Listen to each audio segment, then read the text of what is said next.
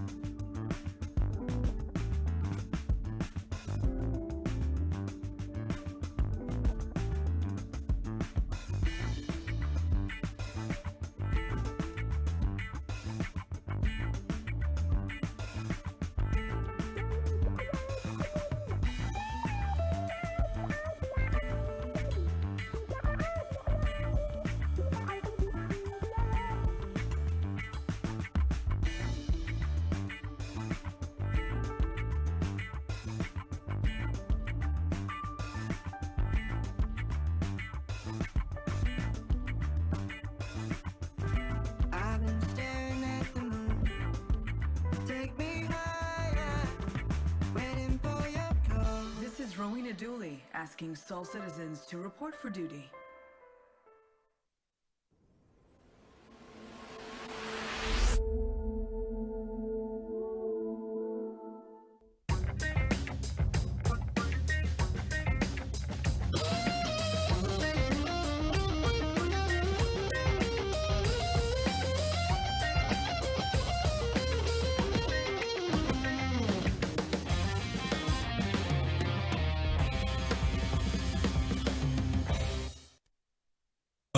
Hey, welcome back to Soul Voices. I'm GriffinGmingRPG, and today is Saturday, September 23rd, and I hope you guys are doing well.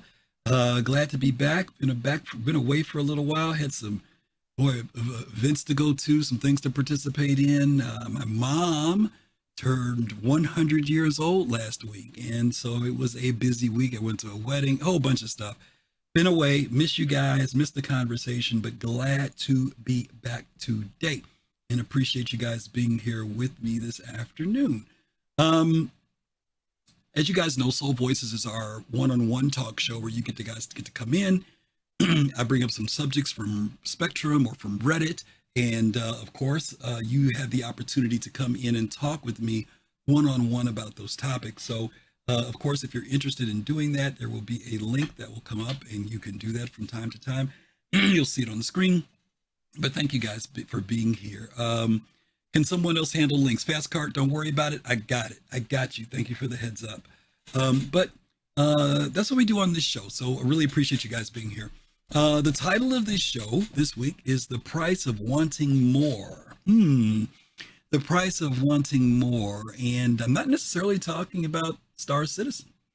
As you guys know, over the last few weeks, I've been doing this whole thing on the, for lack of a better term, I was going to say the mental state, because that I could never assess the mental state of the Star Citizen community, but I have been talking about the mental, the emotional, the psychological state of where we are in this process of development for Star Citizen and Squadron 42.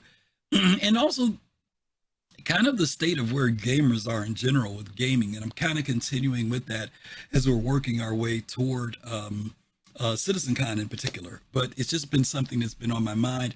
I've been having conversations with Fastcard and some of our friends in the community about this for quite a while. And it's just been on my mind. And every time I think I'm through talking about it, something else happens that makes me want to talk about it some more. So today, that's going to be what we're covering. We're going to be talking about this state of where we are as gamers, but also in light of Star Citizen. And so there have been some things on Spectrum that have also been reflecting this over the last few weeks. And so that's why I'm kind of going down that yellow brick road, for lack of a better term. So let's go ahead and jump into it. We've had a fun week, a lot of stuff going on. Let me get my screens together here. Boom.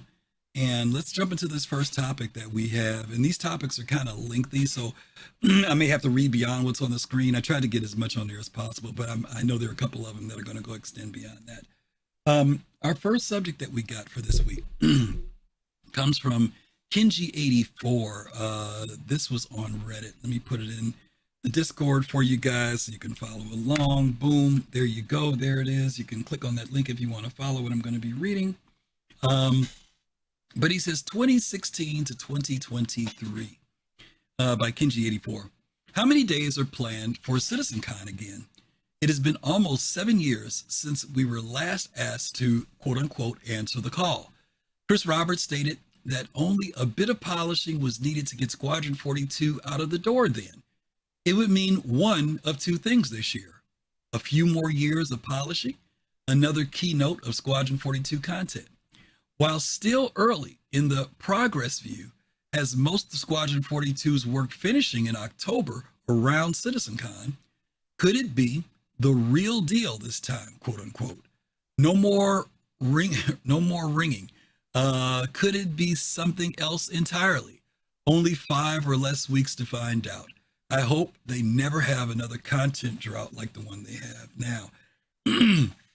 So Kenji's reflecting back. For those of you who weren't around back in the day in 2016, we were hoping to see a vertical slice of Squadron 42 and even hear information about an announcement, coming January 2017, first quarter, second quarter, 2017, 2018.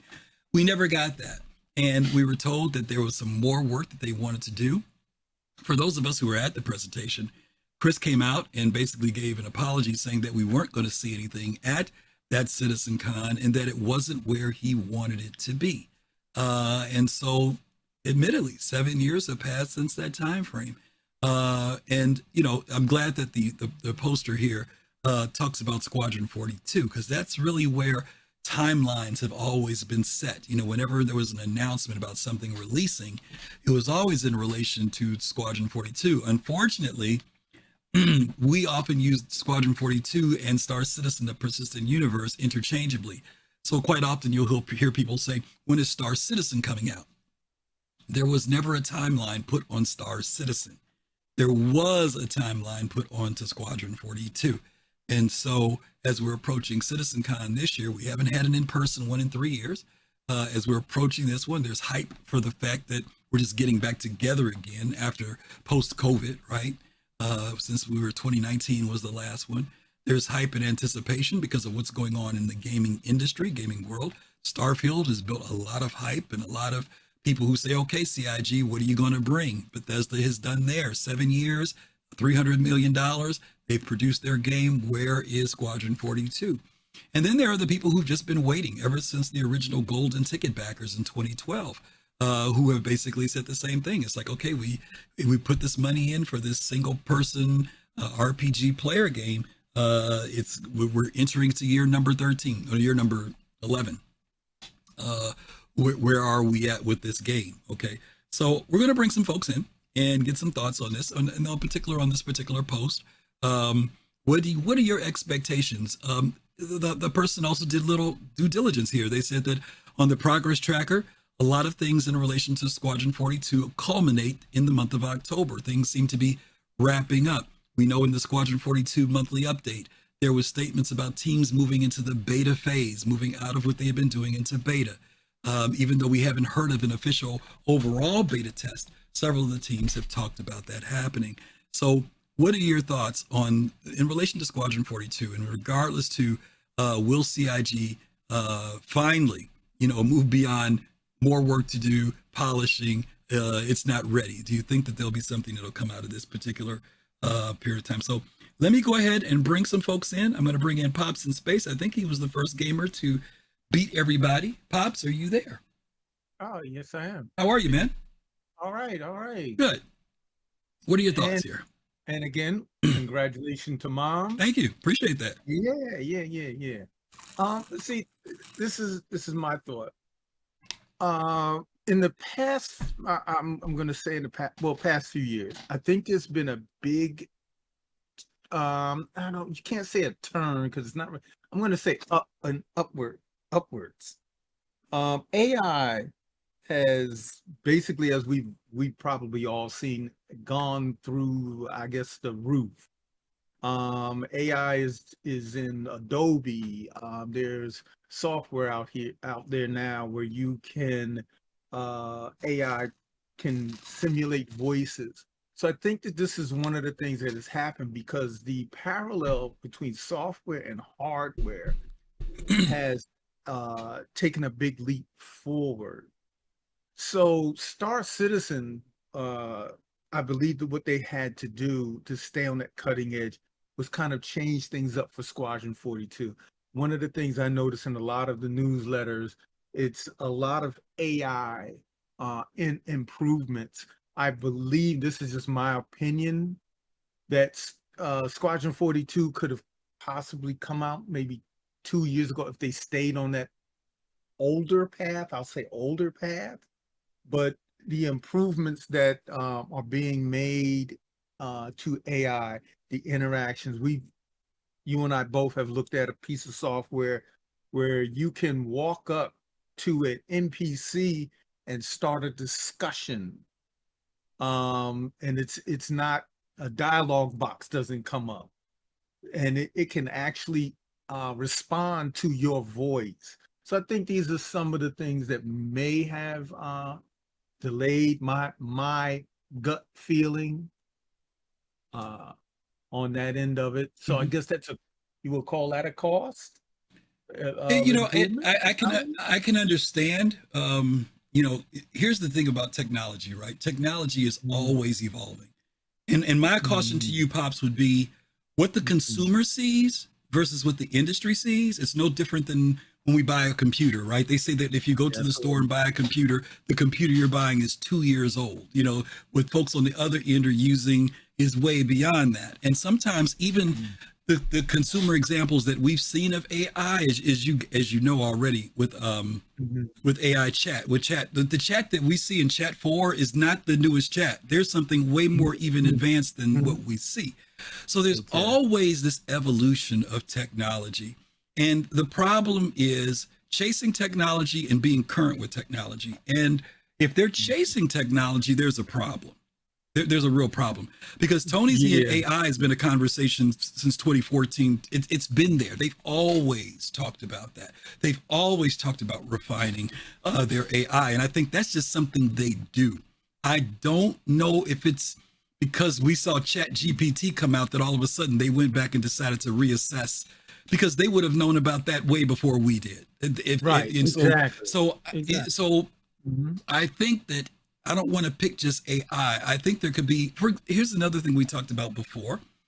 We talked about in the original timeline, being able to fly seamlessly in the game was on the table, but after release, it was going to be, we'll do it. We're not going to do it right now, but somewhere down the road, we would like to achieve that. Okay. So the game was going to be kind of like how Starfield is. You pick where you want to go and you land. In fact, it was the exact same thing.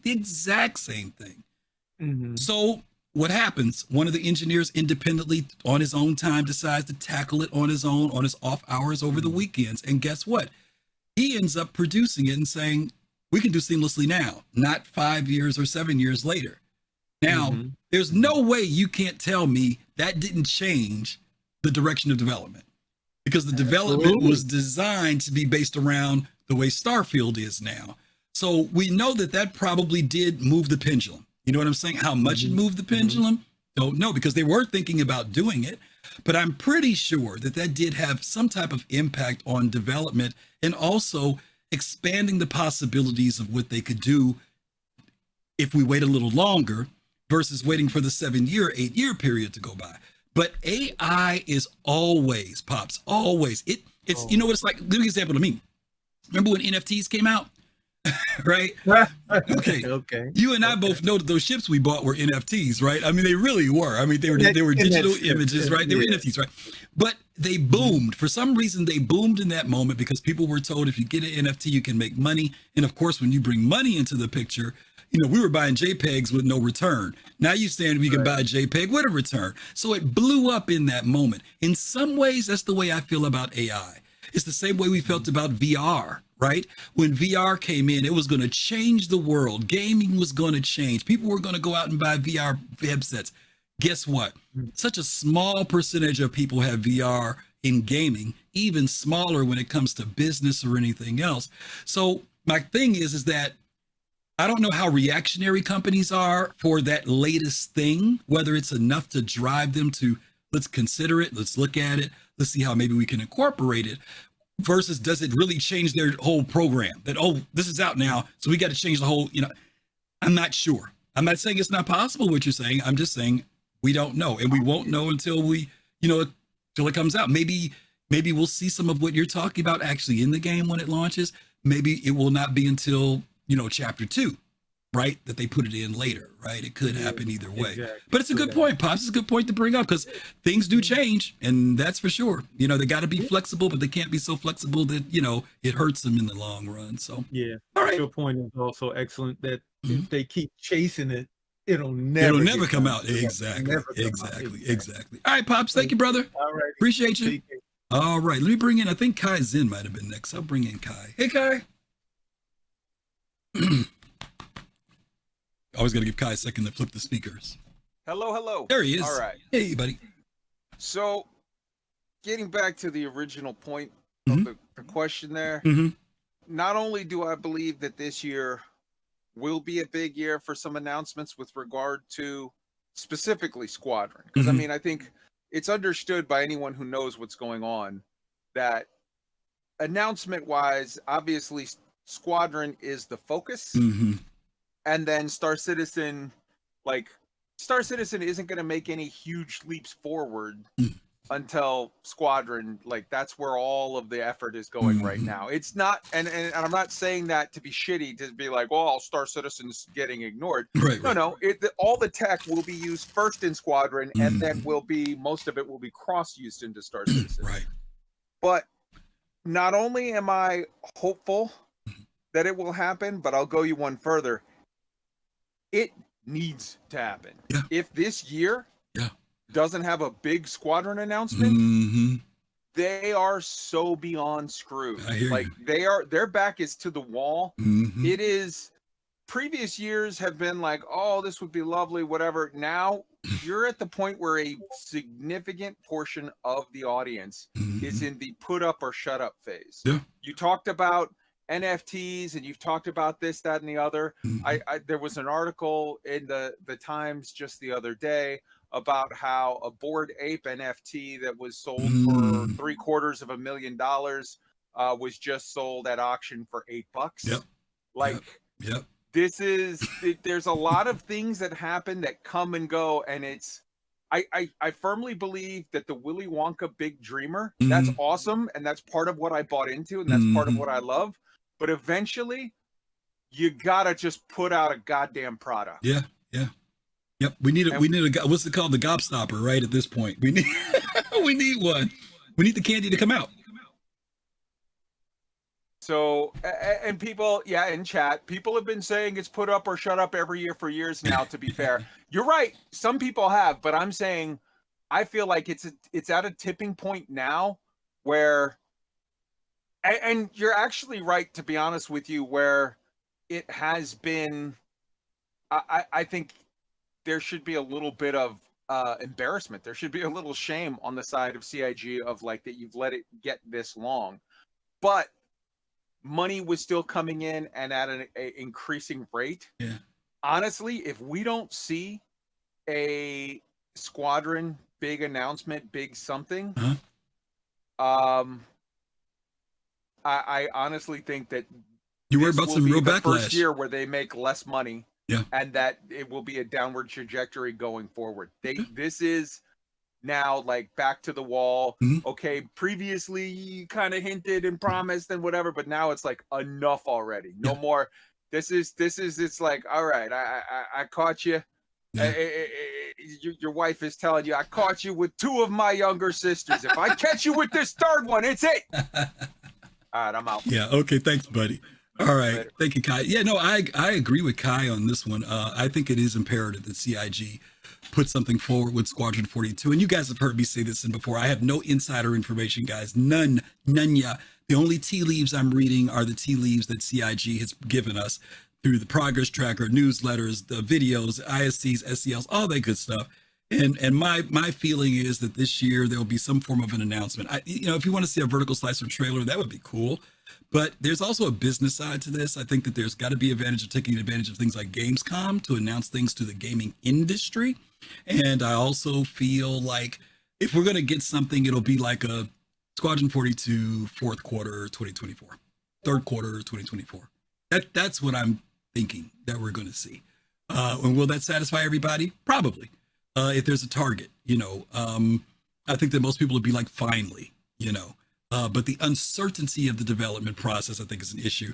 Now, I know I was looking at Hook. Hook said 5 years for Squadron. I don't think it's 5 years, Hook.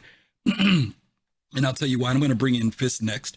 I was talking about this the other day to some people. When it comes to game development, if we go back and look 5 years ago, what was the average rough estimate time for a AAA game? It ranged anywhere from 3 to 4 years up to 7 years, maybe 8 for a AAA game. Now, I'm not talking about when we heard about it, y'all. I ain't talking about announcement day. I'm talking about when they actually started the development. So if you say 5 years ago, 6 years ago, when games were less complex,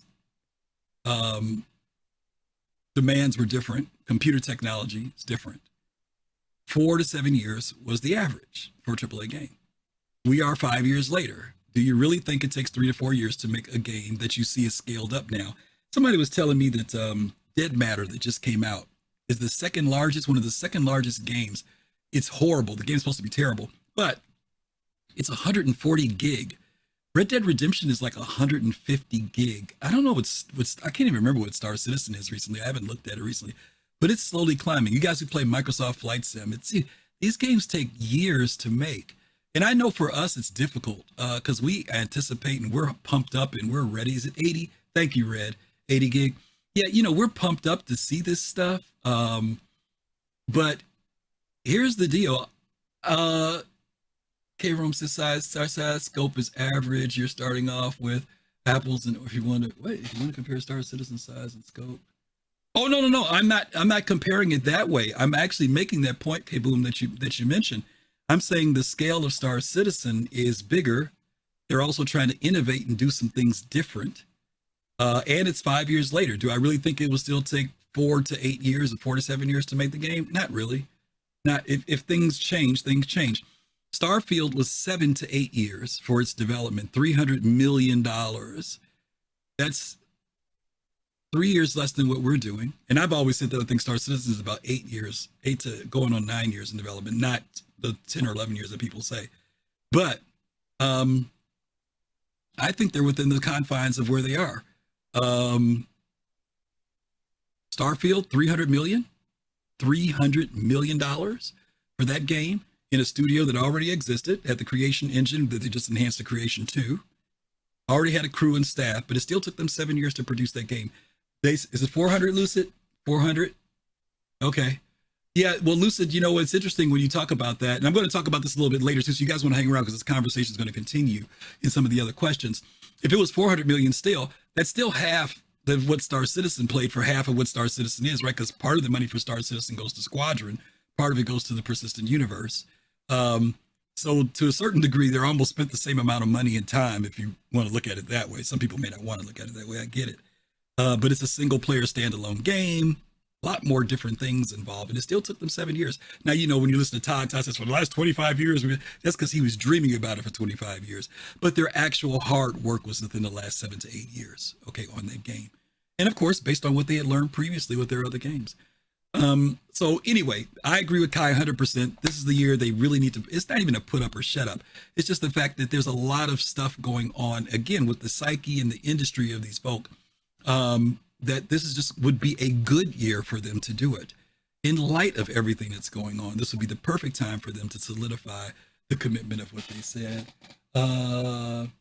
Griff is one out of, okay. All right, let's get the next person in here. Fist to face. Let's get Fist in. I don't want to overtalk my guests. Fist, you there? Hey, how are you? How are you, man? So I kind of have to say this though, because, and I understand I come in from later years of the development, about 2017 September, around that time frame. So my I'll try to be quick with it. My point of view comes from and stems from, as far as, them putting out a product or giving us an announcement. I'm more or less looking for them to give us an announcement rather than giving us a product like, let's say next year. Because here's my thing with that. If they need to polish it and if they need to do so, cool. And I'm going to go back to, and you understand this, I'm going to go back to the very game that it has a big disdain, but a lot of love in my heart. Anthem. Anthem, you know me, when it comes to Anthem, I was one of the biggest advocates of Anthem. Anthem was in 6 years of development, changed over the course of those 6 years from this type of genre within the last 18 months, changed to a looter shooter. Now, I ask folks, think about it. If you were to have backed Anthem, right, like you backed Squadron 42, and the product came out that was like Anthem, how would you feel? Yeah. And that's one of the things where I'm looking at it, and I get the point of fact of open development, backing things, and folks salivating at the mouth at content. And one of the things that the guy pointed out was about content, about a drought that I hope that the game really has that keeps people engaged is content. Yeah. Because I've seen games get killed because of lack of content. Yeah. I think he's also talking about the content drought, like what's going on now that people are feeling. He doesn't want us to get all the way to CitizenCon. And then, we see a lot of fluff on the screen, but nothing, as you mentioned, nothing has been added to what we're doing. Like you said, it kills it, right? Because people are looking for more to do. Let me cut you off real quick, Fist. Black Intellect, do me a favor. You can DM me that stuff, because I think you're in Discord with me, and I'll put the link in for everybody to make it easy on you, so you don't have to do that individually. But yeah, we can put the link in. Okay, go ahead, buddy. I'm sorry. Yeah, no. Because the thing is, though, that I'm trying to get my thought back. That's okay. And I'm sorry I had to interrupt you. I was just trying to keep you from No. It's just that when I look at Anthem again, it's one of those things where it had so much potential. Yeah, absolutely. And one of the things that I look at with Squadron, for me, for Squadron 42, is that you don't hear enough mention about creatures. You hear a lot about the AI, you hear about it, because what's going to make that game even more is not just so much of a mission, but elements of danger. Right. Not just the going into the missions that you have to defend against anti-air. We all pretty much already know about that, but the things that we have not encountered are what? Animals, weather. We have not encountered those things, and we don't know what could be around that corner for that. True. And to get that preview, and I mean, you talk about being blown away. Yeah. I mean, hey.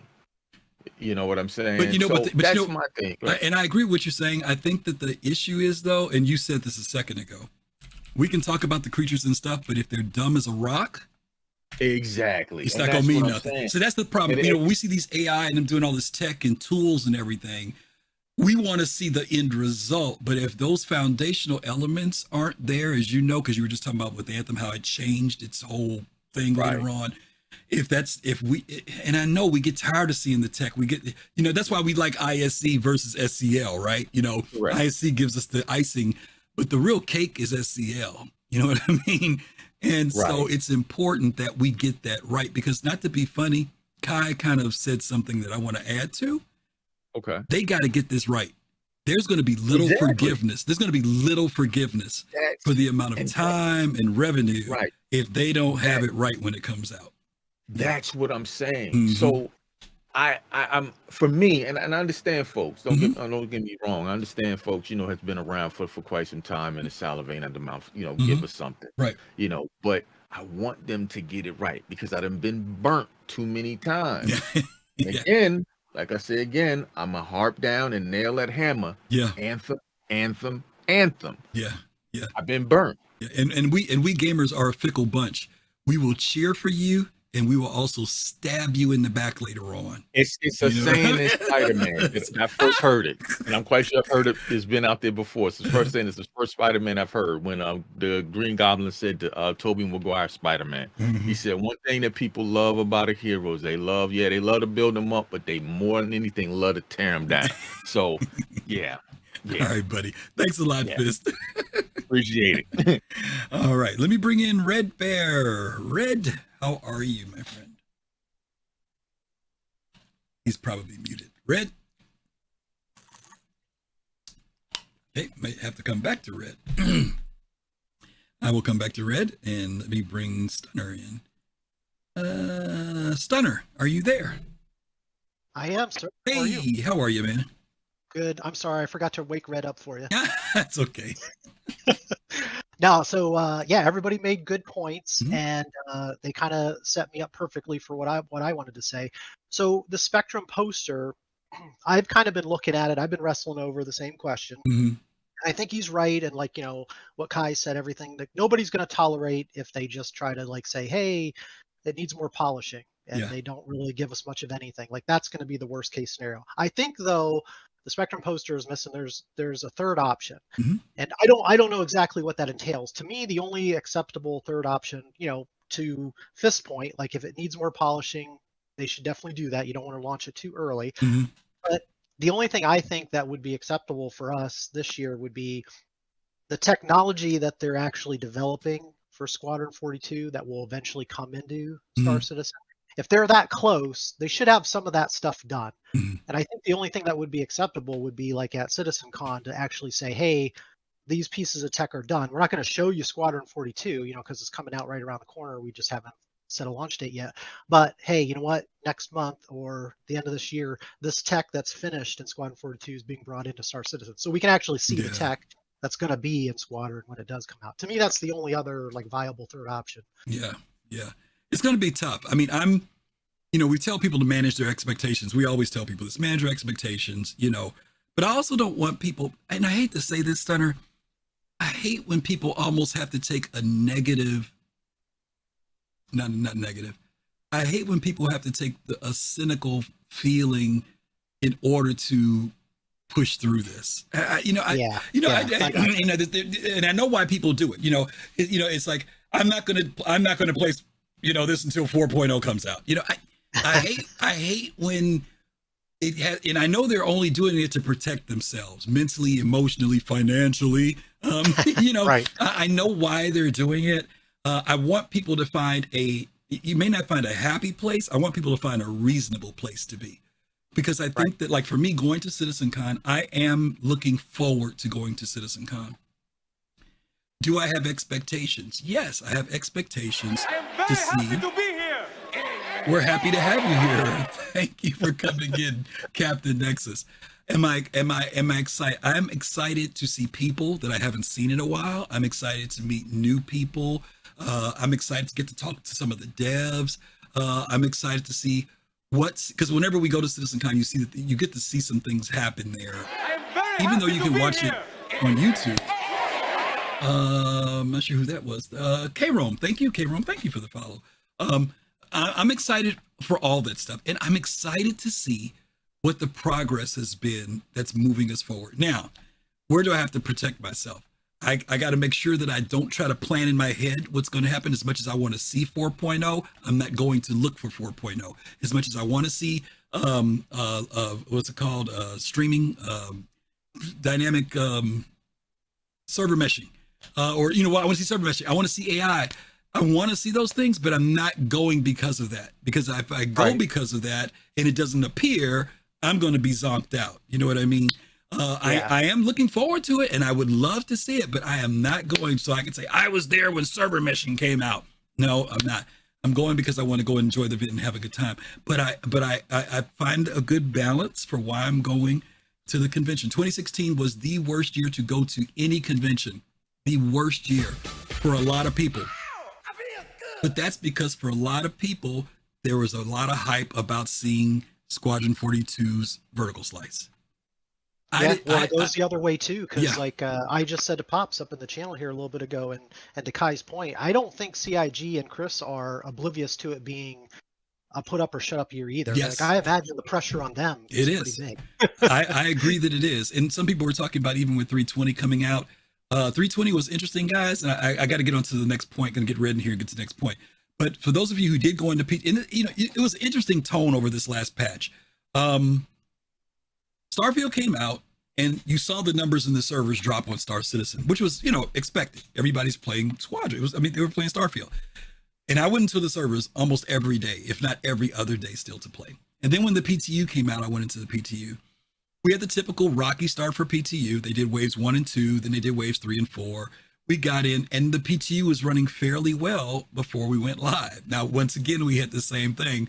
Once it went live, stuff that was working in PTU stopped working. And so some people said, well, why'd they put it in live if it wasn't? It was working in PTU. It was when it went live that the inventory issues and all the other crazy stuff. The whole C only had one thing wrong with it when it was in PTU. And then they fixed that. Then they went to went live, and a whole bunch of other stuff came up. But I believe that they put it out now because they want it running smoothly by the time CitizenCon comes around. They don't need to have that as their PR, talking about what they're looking to do, and then the live version is unplayable. So I think that it needs to be done. That's painful, but that's part of what they need to do. So anyway, keep your expectations in a good place. You've got a great third alternative that could happen. I think CIG, like you said, is very much aware of the pressure that is on them. In light of what's happening in the industry and also what's happening within the community. I 100% agree with you on that. Okay, Stunner. Thank you, brother. Thanks, Griff. All right. Let's see if Red is back. If not, we're going to go on to our next one. Red, are you back? Yeah. There he Can is. you hear me? We can hear you. Yeah. Well, I got a few ideas about this Squadron as well. I'm actually agreeing with Kai this time. Okay. This year is I don't want to make it dramatic, but do or die. It's crucial. Yeah, absolutely. Yeah. Or at least I just think they need to have an announcement for Squadron 42. Yeah, I think that's a good point. And then the second announcement for the rest of the people is at Gamescom. Yeah. Yeah, the big we get a delay for a month or two. I'll keep that in mind because that's going to happen anyway. Yeah. And then we will see Squadron 42, I think, at that point. Yeah. By the way, I made a post long time ago, even for Spectrum. What was it called again? I made a post about people. They say like they can take all the time they want, but that's obviously not true because people have a limit to their patience. True. That's one limit. And the other one is the money. Yeah. Right? Yeah. As soon the money dries up, that goes to all the time, right? That's a time limit for them. Yeah. So I think it's imperative they have some urgency to get this out the door. And in the best way possible. Yeah. That's what I think. Yeah. The thing is, what you put out the door has also got to,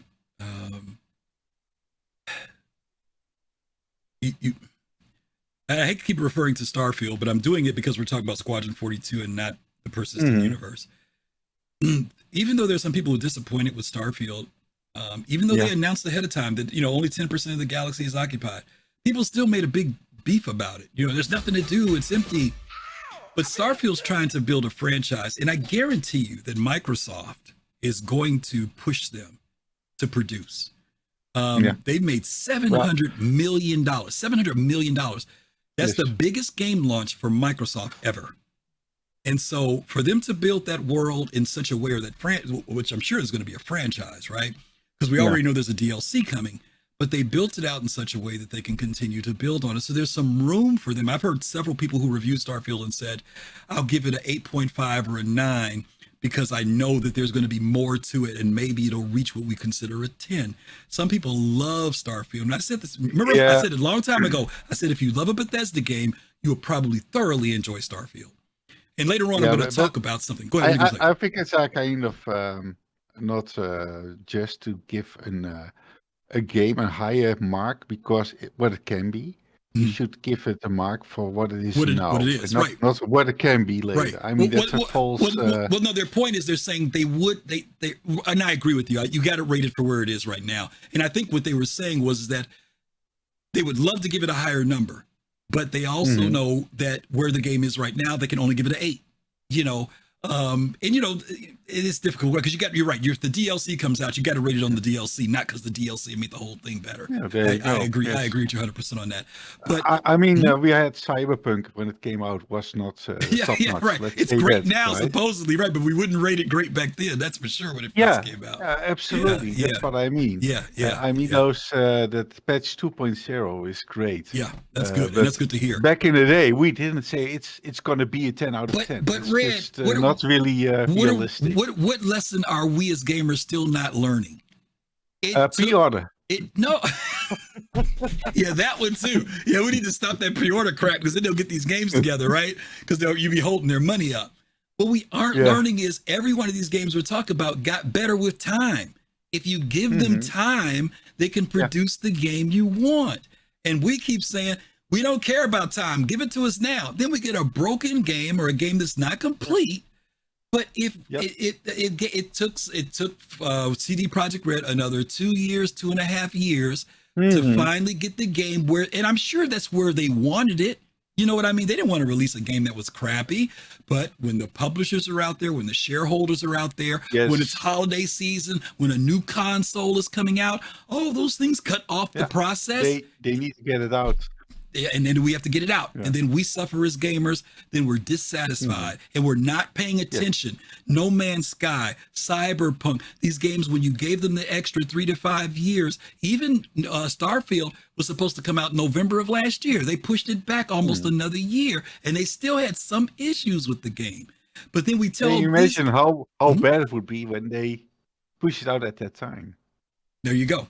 So again, it's a trade-off. I understand it's painful. I agree it's not easy, you know, but unfortunately these games have gotten so expansive, so big, so complex that you can't look for a game to come out in 3 to 5 years like they did 7 years ago, guys. It's not realistic. It's not for what you guys are asking for. When people talked about, Starfield isn't seamless. No, it's not seamless because they didn't spend 3 years trying to develop the freaking tech for it. They did what Star Citizen was going to do, the exact same thing.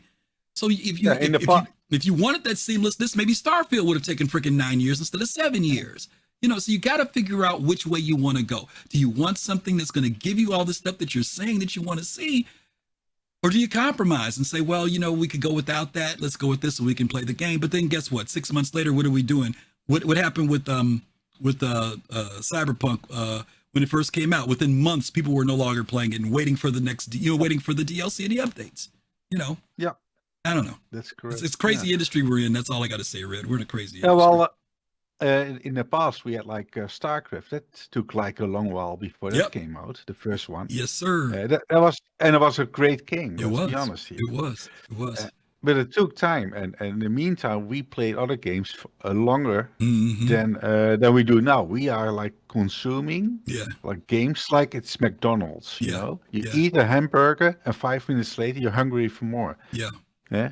Good point. So, but instead of our wallet getting fat, it's getting thin. Yeah. Okay. Thanks, Red. Let me get going to this next topic. Okay. All right. Hook says, if you want a good game, stop these streams, do or die, or when it will all come out. No, we can't stop these streams, Hook, because people feel that way. We're having these streams so that we can talk about it, because you can't ignore the fact that that's the way people feel. We don't have to agree with them. You know, I'm not a do or die person. I'm just saying, based on the psychology and the psyche of what I'm listening to in the community, we really, really, really need something tangible now. They have gone through 9 years of vision, videos, examples, trailers, investment, time, and the people are saying, okay, CIG, we need something tangible. That's all we're saying. Okay. Hey, how are you there, Gladestone? Good to see you, buddy. All right, let's move on to this next one here, guys. We got a whole lot of good stuff to talk about. All right, let's look at this one. The credibility of CitizenCon. Ooh, let me put the link in for you, because I didn't have the link ready. I don't have a link person today, so you got to rely on me. there and there. There you go. All right. Here we go. Let's read this one. Where'd it go? Why is my Discord or my spreadsheet not working? There we go. All right. I was a big fan. This is by Axrotalus. I was a big fan of the last cons and followed you all enthusiastically with the anticipation of the new things played in the spirit. I don't know what that means. Okay. However, this year I am far from all of that. Too often it was all just fakes, and of the promised features and cool things, still largely nothing to see. What do I do now this year? For me, it is actually already certain that I can believe nothing of what will be shown there, no matter what it is. I can only believe it when I can use it in the game itself. So I will ignore CitizenCon this year, and I won't be disappointed. How do you guys do it? How do you guys do it? How do you guys watch CitizenCon? How do you guys go all the way there? They show all this stuff and there's nothing. I would respectfully disagree. I can understand maybe what this person's looking for in this next section that we're going to talk about is really going to hit on some of this. But I don't know. How do you feel? Are you thinking to watch CitizenCon? Are you watching CitizenCon with great interest? Are you like, I'm through. I don't even want to watch it anymore. Let's just see what comes out. Where do you stand in relation to this? CitizenCon, this person says they have lost credibility with them. That there's just all just, as to their words, too often it was all just fakes of promised features. Fakes of promised features. Okay. I think the first person to jump down was Mr. Kai Zen himself. By the way, you guys can click on the link and you can come in and join in the conversation. It is open to anyone who is watching this show. If you have something to say, you can say it in chat as well if you're a little shy, but if you feel bold and boisterous and you want to come in and talk to me, you are more than welcome to do so. And we're here with Kai Zen. Hey, Kai. Hey. I disagree with this guy's point. Okay. I understand it. Mm-hmm. I sympathize with it. Mm-hmm. But this is what CitizenCon is. They get together, they do keynotes, they do speeches. I mean, that's half of what CitizenCon is. Let's be honest. The reason why they're doing a 2-day CitizenCon this year, even though they're not, if you look at the lineup, it's not that there's more content per se. Mm-hmm. They've said openly, the reason why they're doing it is because they want to allow for the same amount of content as last year, but with more opportunities for people to get together and socialize and whatever. So it serves two purposes. The one is to have a good time and meet with friends who are similarly fanatically into a hobby that you are into, and that's great. Whatever, I don't, whether that's bowling or taxidermy or a video game or whatever. Hey, God bless. Have fun with your, find pleasure in your life. The other aspect of it is exactly this. They do these talks and these tech demos, keynotes, call them whatever you want. Some of it you can love, some of it you can hate. I don't think that this is the problem with Star Citizen. I think that stuff like demos and stuff at CitizenCon is exactly when it's working as intended and when they're doing it all right. I think you also sort of need at certain key points along the development cycle for big announcements at CitCon, and I think that this year will be one. But I just can't, while I can sympathize with this guy's point, I can't agree with it because literally he's missing the point. That's the exact point of CitizenCon, is to show you what they're noodling with, what they're dreaming on, what they're whatever. And it's supposed to show you stuff that concrete that they're working on now and how they did it. Stuff that's in the next 3 to 6 months that they're like, oh, we're dreaming on this and whatever. And also, let's be honest, a certain amount of pie in the sky stuff, some shit that might be 1 to 5 years out where it's like, oh, this could be cool. This could be just dreaming on the whatever.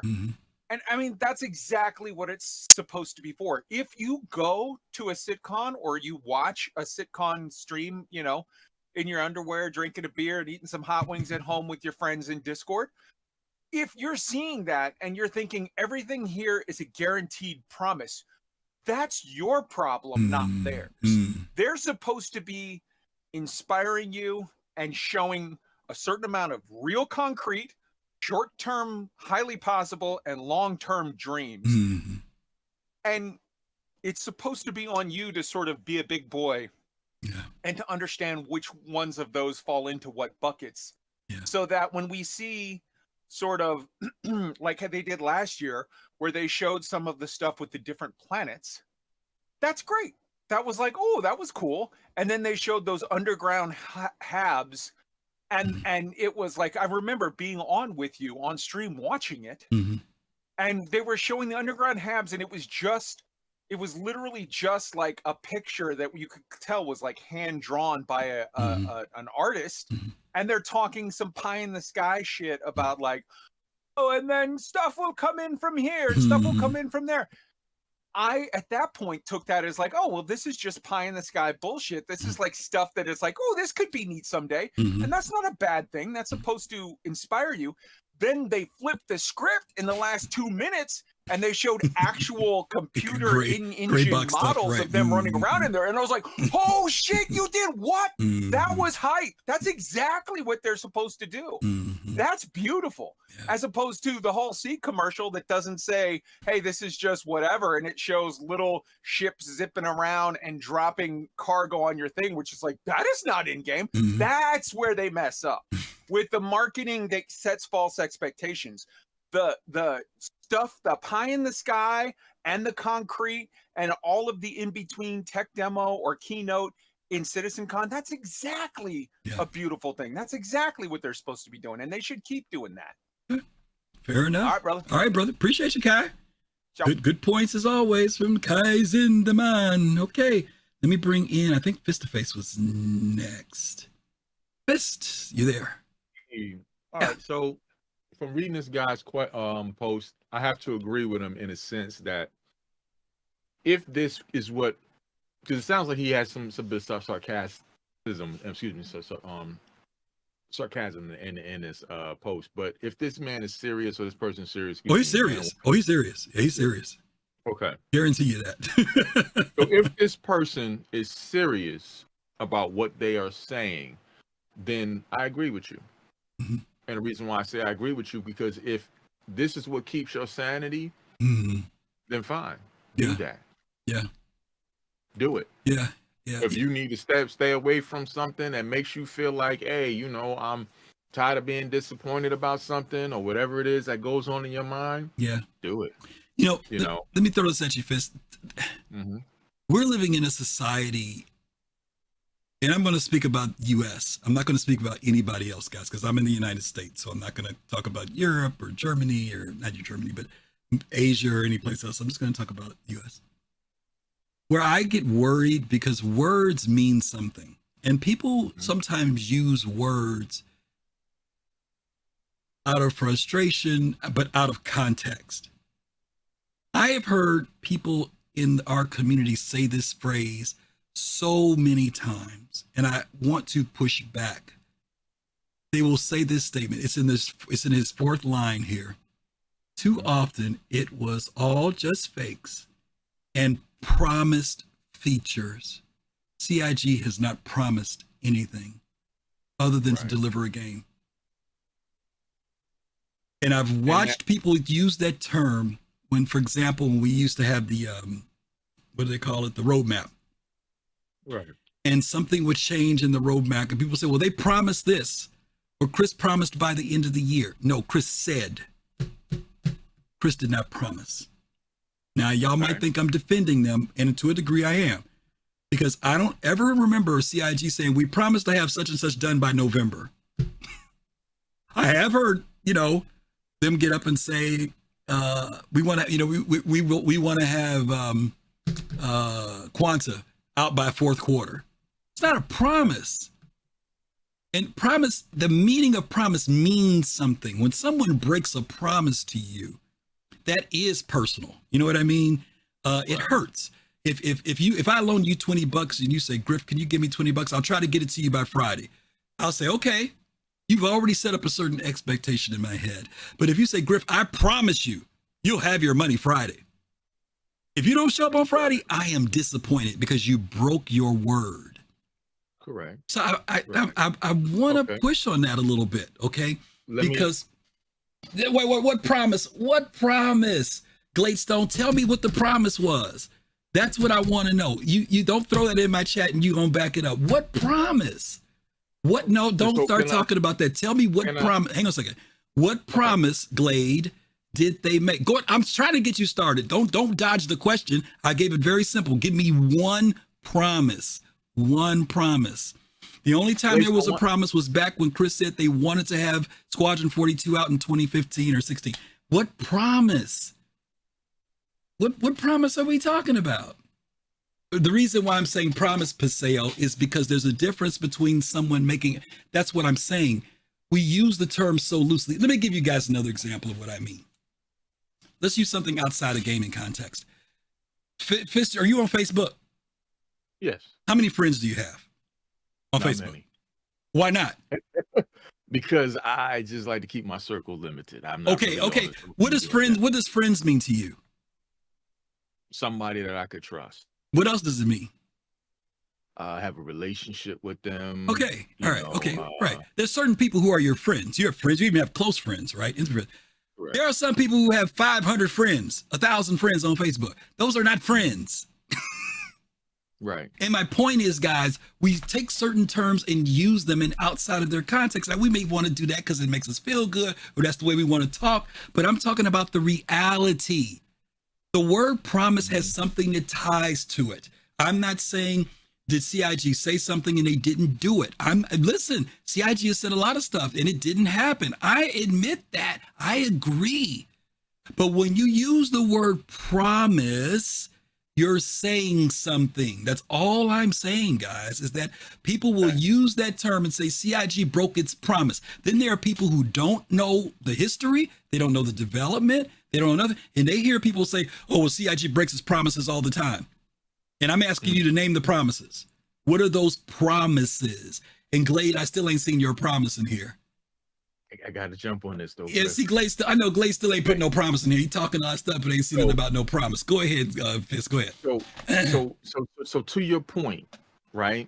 And I'm gonna liken this to and this may ruffle some feathers out there for y'all, but I hope y'all hear me where I'm coming from.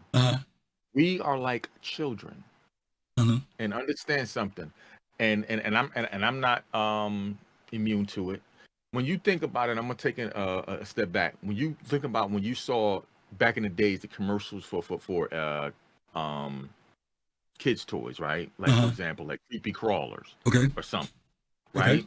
You saw that as a kid, and you saw all of the advertisement of what it could do, right? What did your mind formulate as a kid?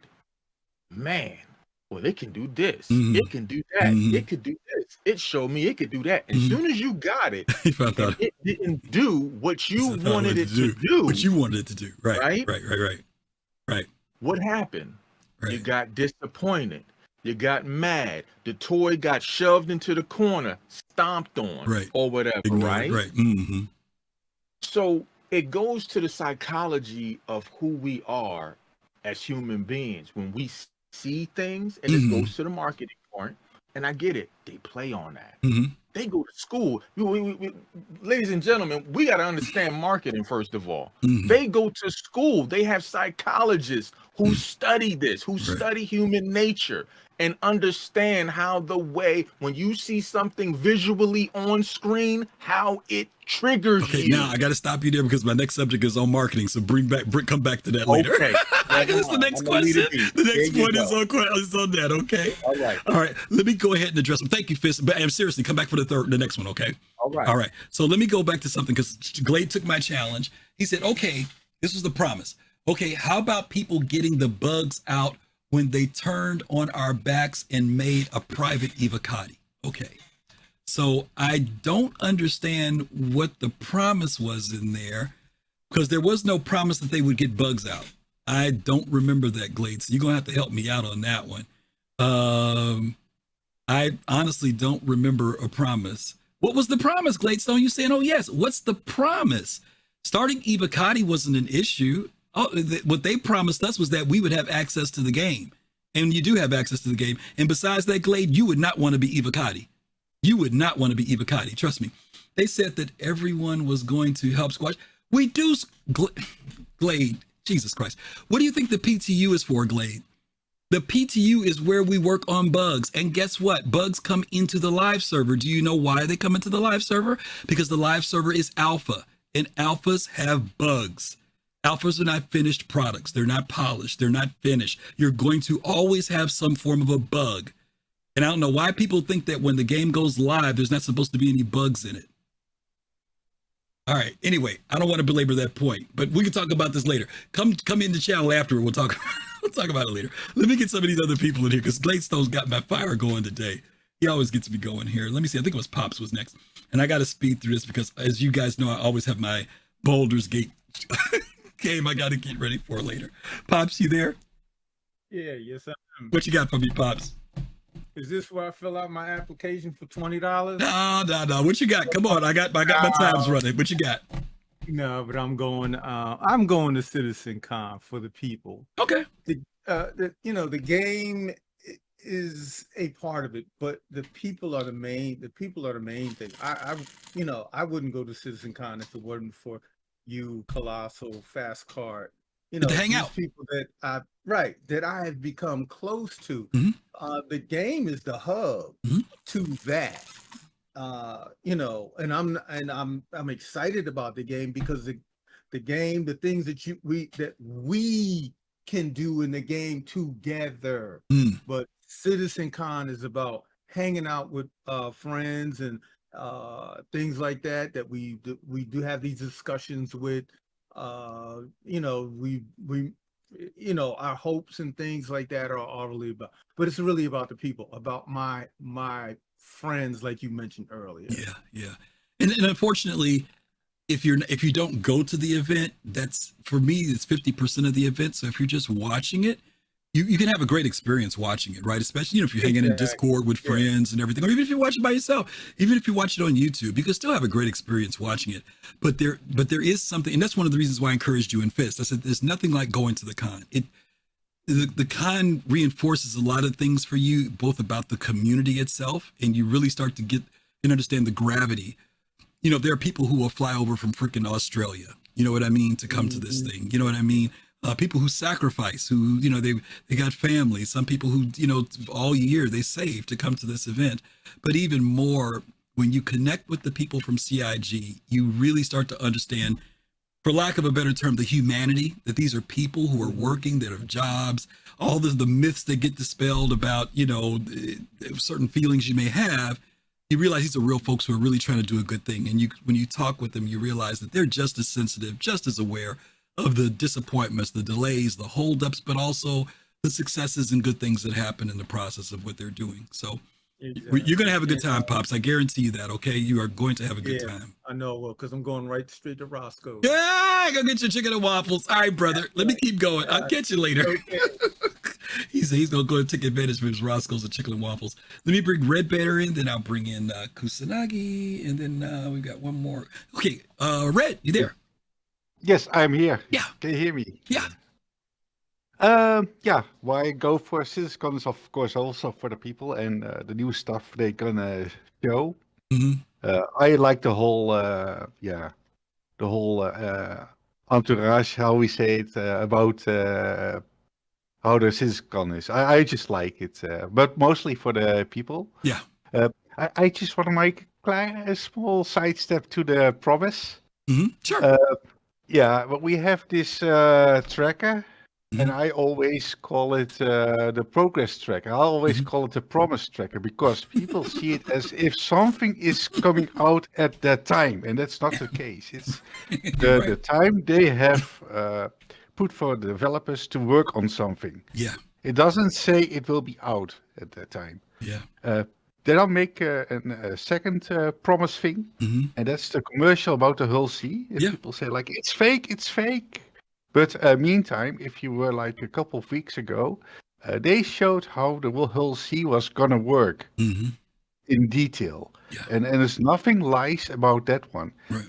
Then you can make the argument, but the new people will not flush out $500 for a ship.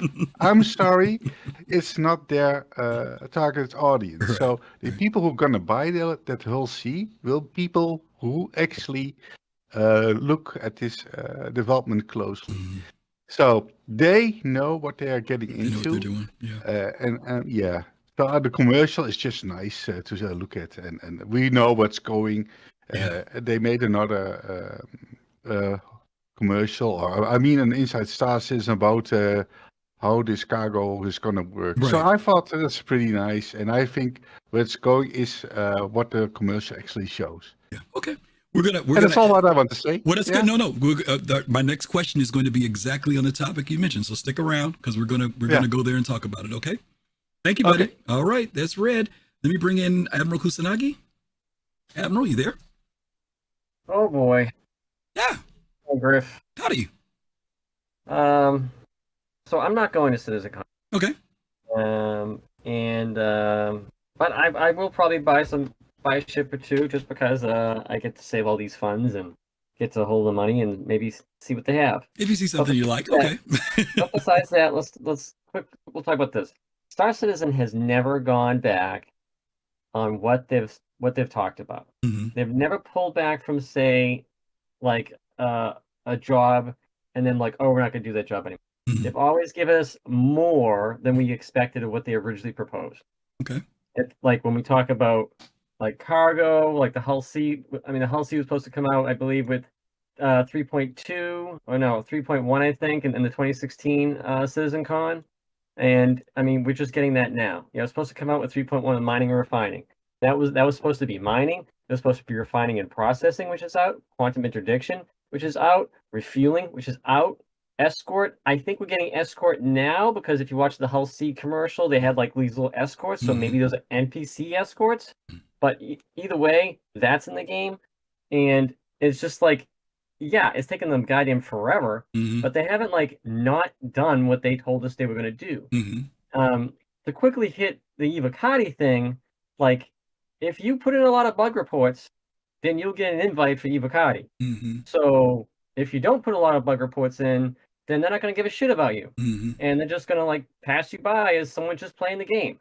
So if the idea is to get bugs out of the game, is that they need bug reports, and the majority of the crap that we get for like, so the one we just got, 320, went to the Evocati. It was an absolute shit show apparently, and then it went to open up to the different tiers of backers that came in and the subscribers and all that stuff that we got upset with, and then they tested it and they stress tested it, and then now we get it today. Now, of course, this past 24 hours or 36 hours, it's kind of been poor performance, and it's starting to pick back up again.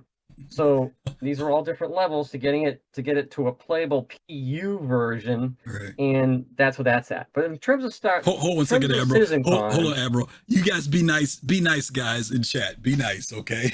But we're here to have a good time. Go ahead, Admiral. Am I? No, you're fine. Okay. Go ahead. All right, I had to turn back because I'm looking at CitizenCon 2016 at the same time.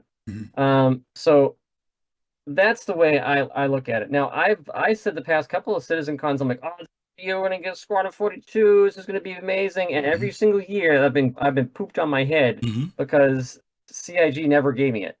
And so this year, I'm like, you know what? I expect it just because it's been taking so long and kind of where they're not because it's taken so long. I just think that they're in a position now to kind of give us a release date. So I am expecting that. I don't know. I don't think it's going to be like it's playable now or anything like that. But I think they're going to do a Squadron 42 thing. That's the only thing I really have locked in that I would be absolutely shocked. But even if they didn't do it, I'd be like, yeah, whatever. But I'm not going to hold them to this is coming 4.0 is coming out the beginning of 2024. Okay. That's a smoke. If you think that, you really might be putting yourself up for look at they're having problems right now with 320 and it's in the PU and that thing was running really smooth. So and then we have like 320.x patches coming out. So I don't know what they're going to come up with. Yeah. So if 4.0 doesn't come out until 2025, I wouldn't be surprised. So, I hope it's not that long, but okay. Well, we'll see, Admiral. We'll see. I'm just saying, guys. We'll see. I try to put a little realism in there, but at the same time, I try to be very realistic with Star Citizen. I think it's a great. You look at Starfield and what people were quote unquote promised for Starfield. That game's graphics look like absolute crap. To me, they look like crap. It looked like I played Fallout. I was like, it's a great game and all that, but I'm like, holy crap, this is like straight out of Fallout. I can't believe people are playing this as a new game. Yeah, bro, let's talk about Starfield later. It's coming up in the last. If I can get to it, if I get to the last one, we're gonna talk about Starfield, okay? Because there is something I want to talk about. I'll let you guys go. All right, buddy, thanks.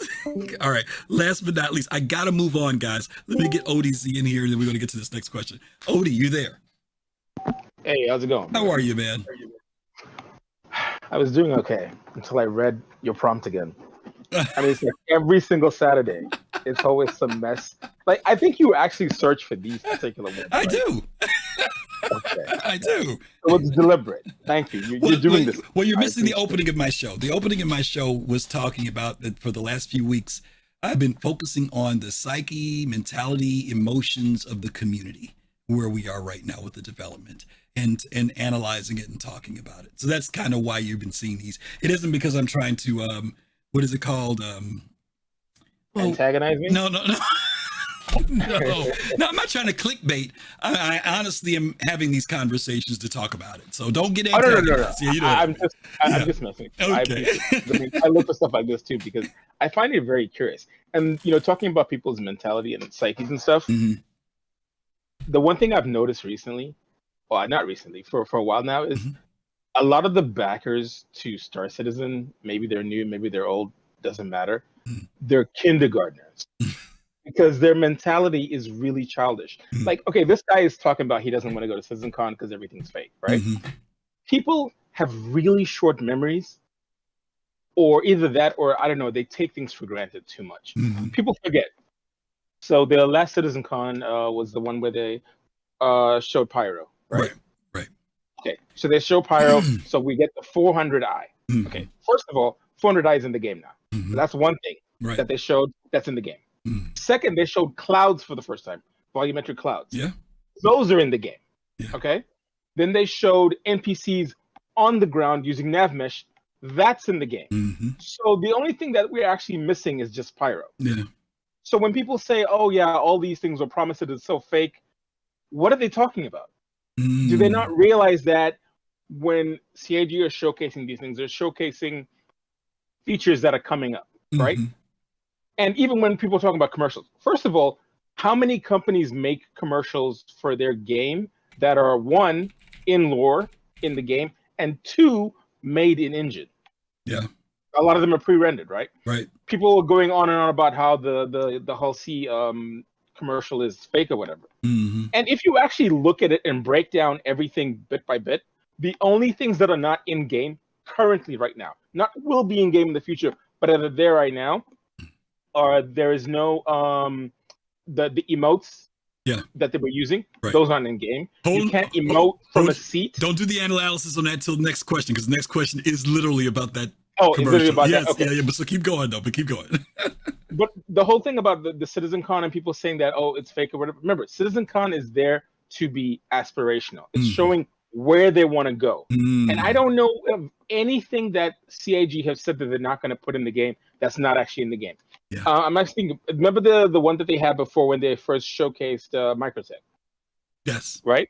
Right. The only thing I can think of that isn't necessarily in the game the same way it was are the harshness of the blizzards. Yeah. That's pretty much it. Yeah, the actual storms. And they Right. didn't create the mission And then the type that we mission, saw, and then the but mission beyond that, that they everything had, else, right, yeah. right. But everything else, yeah, you're right. Everything else. Everything was else is there. The characters in the game. Microtech is in the game. We do have weather. We do have blizzards. They're just not as right, strong. Right. Right. Right. So maybe what this guy should have done is stipulated. Okay, I watched this CitizenCon at this time, and this particular feature is still not in the game. I think the only thing I can think of right now is what sandworms, and even that I don't even count it because we don't have that planet yet. Right. Exactly. Yeah. Didn't they literally say we're just waiting on what is it, Lear 3? Lear 3. Yeah. to come in, and then we'll put that in the game. So what is he talking about specifically? Yeah. Like what feature? Pyro is the only thing I'll give him. Yes, Pyro is not in yet. I want to go we back, know why that's not in there. I want to go back to something you said, because you hit on something that I think a lot of people misunderstood. Now, here's the thing that I have. I struggle with this because I don't know. I don't have a problem with it. I just don't know. The reason why in 2016 CIG did the thing with the sandworm, we know why they did it. They could have picked anything. They could have created an arachnid. They could have created, you know what I mean? They could have created anything. Why did they do a sandworm? Because they know everybody in that freaking audience knows Dune. Everybody knows Dune, right? And from a marketing perspective, and to your point, CitizenCon has always been about showing us visually Chris Roberts' vision of the game. It was never about this is what you're going to get next month or They would do those announcements from time to time. Sometimes you guys were there and they would say, the patch is out today while you're sitting here in the seats. And those of us for CitizenCon were pissed because people at home got to go into the game. I had to wait till 24 hours to get to the game. But it was always about showing this is what Chris's vision is. This is what we're working on. And this is what we would like to do. And unfortunately, that has morphed into this is what's coming out next. And that was not always the case, to your point, right? So in this next question, when we get to this next session, we're going to do a breakdown because the person who presents a question here talks about game experience versus artistic dreams. And we want to kind of distinguish that because I think if people know, as you mentioned, that's what CitizenCon really is about, they wouldn't get so bent out of shape post-CitizenCon, because CitizenCon is designed to build up excitement, anticipation, generate dollars, getting us to look forward to what's coming next. But at the same time, if your perspective's not right, you're going to be looking January 1 for something that may not come until 3 years later, you know. And for some people, if their perspective's not right, that's how they're going to feel. That's why I challenged earlier about the promises. You know, what has CIG promised? CIG has promised to deliver us a game. They've said that they're going to do certain things. But if you're trying to hold them to some concrete, solid thing, well, they didn't do what they promised. Well, I'm asking, what did they promise that isn't available to us? Go ahead. Your dates are wrong too. Mm-hmm. None of this stuff was promised at a specific date during development. Yeah. At release, you can bring these arguments and then you have a leg to stand on. But right now, you don't. Right. Because and that's the thing. You just mentioned the sandworm, right? Mm-hmm. People forget this. Very short memories. It's like baffling to me. Yeah. What did they showcase in that CitizenCon where they showcased the sandworm? Oh, we Planet Tech for the first time. Right. We now have planets. True. We actually have everything planets else that was in there. What, 4 levels past what they showcased? Everything except the worm. Everything except the worm. Version 2. Right. And now we're on version 4. Yeah. Everything except the worm is it. Well, we don't have the freaking sandstorm. But you know, yeah, I'm just we don't saying, have a lot then, of stuff is in there though. I'm just saying a lot of stuff that we saw is in the game. It's been in the game. The dragon, what is it? The dragonfly. Dragonfly was in there. Ursa. We have the Aquila was in there because we didn't have the Aquila at the time. The Aquila is in the constellation Aquila. Right. We've got the wreck. We've got the javelin wrecks. All that stuff is exactly. We've got that. A lot of stuff. And now, obviously, we have the nav mesh for the NPCs. Mm-hmm. I mean, it took a little longer than most, but people actually have gotten to the point where they take so much for granted. Yeah, it's easy. People realize in 2016 we had no planets to land on. Right. Let that sink in. Server cap was 24. Yeah. Do people remember that? Well, remember when we got all excited for getting the server cap to 50? Oh, yeah, we were excited. We were ecstatic. We thought the world had changed. People's memories is so short. It does. And I mean, look, I get it. People don't like waiting, but this is why I say, look, if you're not built for this, don't force yourself. Yeah, right. Take a break. Take a break. Play something else. Yep, that's the ticket. Absolutely. Alphas, development builds are not for everybody. That's true. Right? A lot of people want to play a finished product. If that's what gives you the most enjoyment, then wait. You don't have to. Just because you have access to an alpha doesn't mean you have to participate in said alpha. It takes some serious fortitude to do an alpha. That's all I'm going to say. Let me get going because I got to get moving forward. But I know you want to come back for this next question, so let me get into that, okay? Thanks, Odie. Okay. All right, guys, that was ODZ in here. I'm sorry if I didn't say his name earlier. I know somebody said who was in here talking, so I wanted to put that in. Okay, real quick here. As you guys know, we get this question off the board so people don't keep thinking we're going to talk about it. We've been raising this money for St. Jude Children's Hospital. Last week, you guys were amazing. You got us to our $3,000 milestone. We're actually at $3,020 right now. I want to show a very brief commercial on that so you guys can see it. Those of you who haven't, we are trying to raise $10,000 by CitizenCon. The cool thing about us reaching the $3,000 goal is that we now, the Soul Citizens, have to do a 12-hour live stream. I'm happy to announce we are going to do that on Sunday, October 1st. We're going to spend that whole day from 10 a.m. Eastern Time till 10 p.m. Eastern Time. We're going to cut off at 10 p.m. Eastern Time. That'll be 12 hours. We're going to be on for 12 solid hours. We've got guests coming. We've got people like, oh God, who do we have coming? Space Tomato's going to come on with us. Starjump Grim is going to come on with us. Sigelian's coming. Execute is coming. STEM Citizen from Yacht Club is coming. Joe Run is coming. We got a bunch of people. Bunch of guests are going to be coming in. Now, all the Soul Citizens at some point are going to stop in through that day and hang out with us. We're going to be doing giveaways. We're going to be doing some fun gameplay stuff. Hopefully we can do gameplay at the same time. And you guys will be able to come into the server with us and have a great time doing that. We're going to do a whole lot of cool stuff. We really want you guys to be able to join us. So please help spread the word. If you've already given, we always tell you thank you so much for that. If you can't give, we understand. Some of you are saving money to go to CitizenCon. But please let other people know about this. People may not know about Star Citizen, but they do know about St. Jude Children's Hospital. So please, please, please get the word out about that. Let's take a quick look at the video, and then we're going to get going, okay? Let's see, where's that? Where's the video? As a mother, you don't want to have to worry about this bill is coming, but then she needs this chemo. That's a decision you shouldn't have to make. At St. Jude, a family never sees a bill at all, not one bill. It's like the world has been lifted off of your shoulders. Every dollar counts, every donation, it means the world. It saved my daughter's life. It saved our family. Finding cures, saving children. Donate now at stjude.org.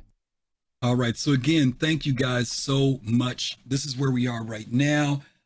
We have reached all the tier up to $3,000. These next tiers are coming up next.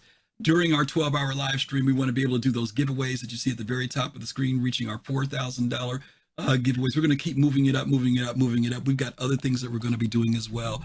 But again, thank you guys so much. Help us move that needle from 3,020. Start pushing us toward that $4,000 mark so we could do that. That will be awesome, awesome, awesome if we could do that. Mark your calendars, though. Sunday, October 1st, 10 a.m. to 10 p.m. that night, Eastern Time. For me, it's 9 to 9. Okay, so we're going to be out here having a great time that day. All right, let's jump into number 3 here. Pardon me. Let's jump into number 3. How much time do I have? I got to set my Alexa. Excuse me 1 second. Computer, set an alarm for 3:45 p.m. All right, good. That's my cutoff time because you guys will have me going for a long time tonight. All right, here we go.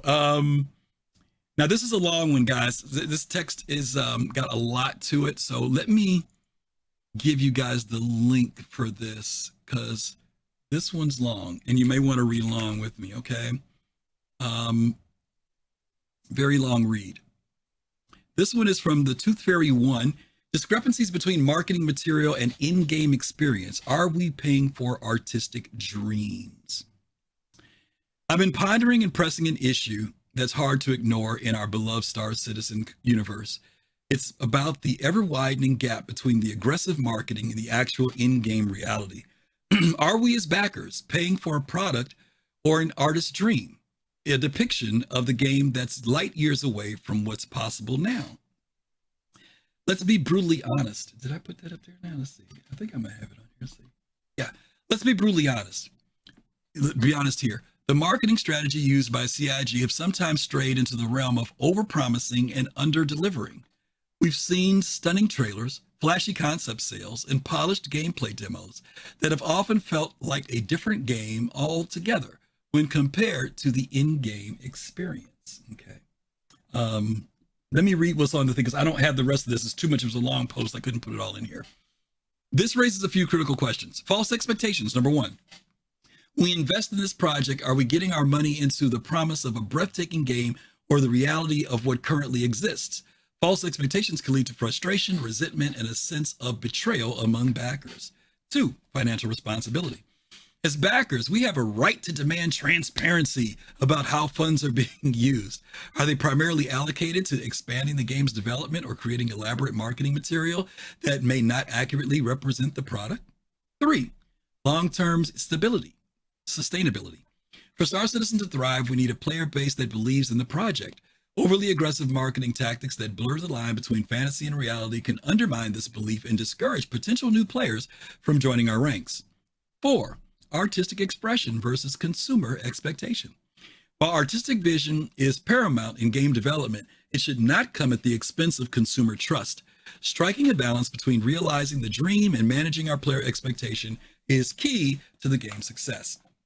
As backers, we should ask ourselves whether we are funding a product, or enabling an artistic vision that may take years, if not decades, to fully materialize. We should also demand greater transparency in marketing materials to ensure we are making informed decisions with our investments. Let's not forget that open, honest communication and realistic marketing can lead to a stronger, more unified community and more successful Star Citizen in the long run. I encourage everyone to share their thoughts on this matter. After all, it's our collective voice that can influence change and help bring Star Citizen closer to the game we all hope it can be. Now, normally you guys know I bring people in, let them talk, and then I'll share my thoughts. At least I try to do that. Sometimes I get ahead of myself. But this is one of those times where I'm going to get ahead of myself because there are some misconceptions in this post. And again, I'm sharing this because I want people to see where the community's mind, psyche, emotions are when it comes to this project. Okay, so one of the things I want to go to are just those 4 areas in particular here, because he asked this question: are we paying for a product or an artistic dream or artist dreams? It's not a or, it's an and. We're paying for both. We're paying for a product and we're paying for Chris's dream. If you don't know that by now, you're in the wrong project, okay? I gotta say that. It is not this hard line. You are paying for this man's vision, not your vision, not your interpretation, not what you want to do in the universe. You are paying for what Chris Roberts has said he was going to do. And he said, and if you can join me in that, that's what he said. I'm inviting you to join me. And your invitation is giving money toward making that dream possible. So let's clarify that. It is both. It is not either or. Secondly, the point about false expectations, okay? When we invest in this project, are we putting our money into a promise of breathtaking game in reality or what currently exists? False expectations can lead to a frustration. Okay, part of the false expectations are expectations that we put on ourselves. I'm going to say that. We are the ones who set a certain bar of what something should happen. It should only take this long, or it should only take this much money. We are the ones who say that. They don't say that. We do. We have to take some responsibility over expectations. I'm not saying that they don't help make them get there, but somebody said it earlier, I think Kai said it, we got to put on our big boy pants and say, you know, as a consumer, if I'm going to look at this from a consumer standpoint, there has to be a certain level of due diligence and understanding of a project and not allow our own emotions and hype drive our expectations, okay? Secondly, financial responsibility. Totally wrong in this area here. As backers, we have a right to demand transparency about how our funds are being used. I'm going to use this as an example. Many of you guys have public broadcasting. We call it PBS in the United States, right? It's government funded programming. And because there's limited funds, they don't do commercials. They don't get a lot of money from corporate sponsors and all that other stuff.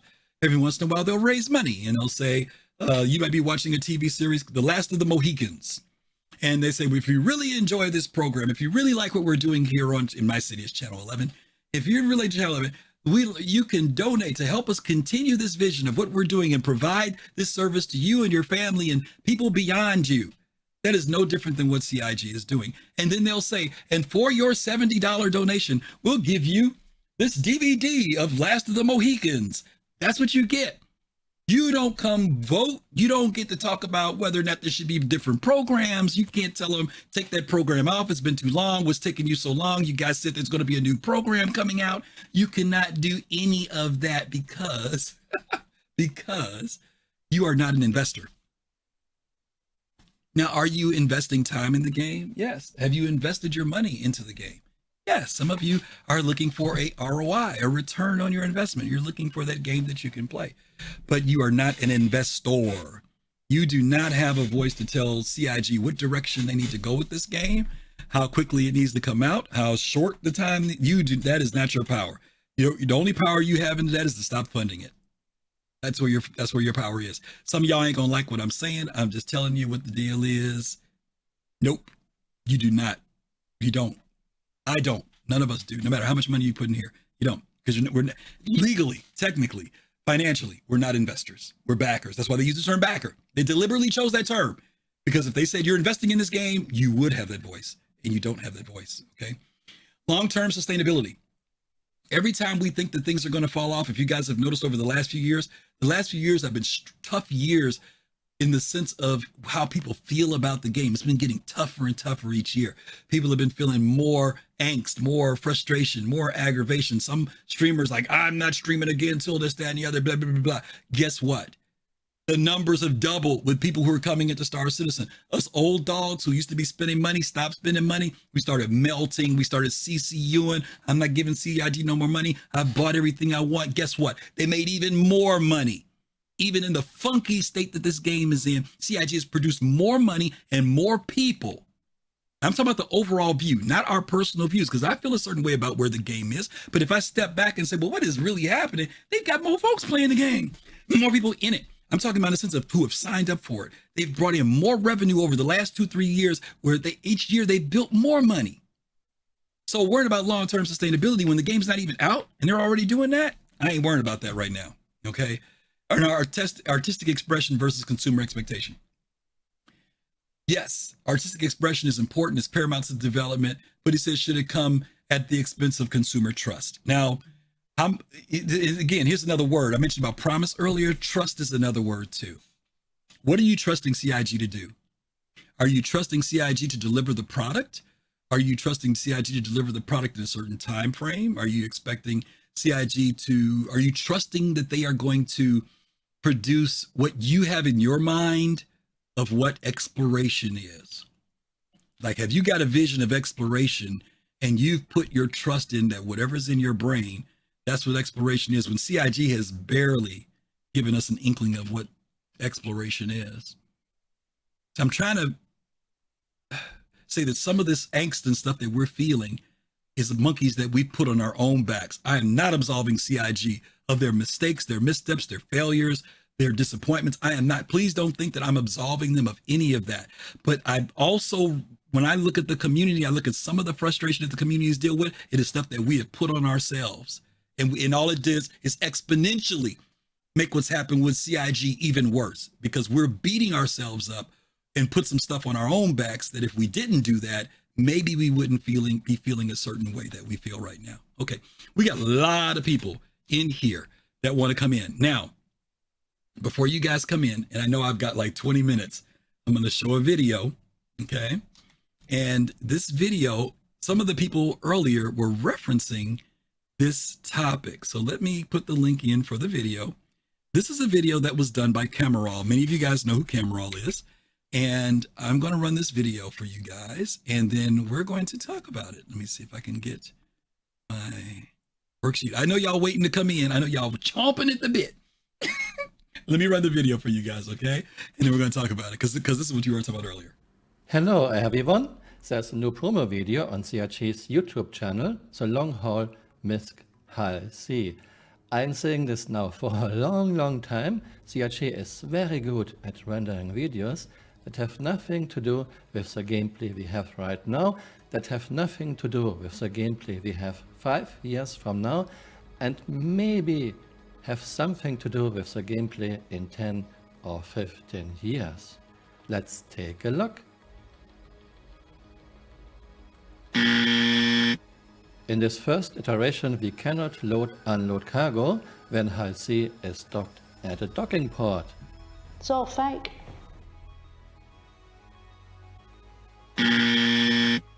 Argo Cargo, loading 32 SCU containers onto Hull C, is not in a game and won't be in the next 5 years, and even if, this would be way too slow.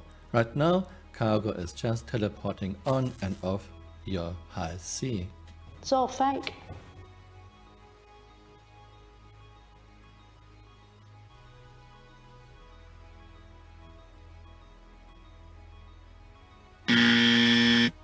Flying to a random space station to load unload cargo, not in the game. Right now you can only trade between Bajini, Aerus, Tesla and Seraphim, which is very, very interesting gameplay.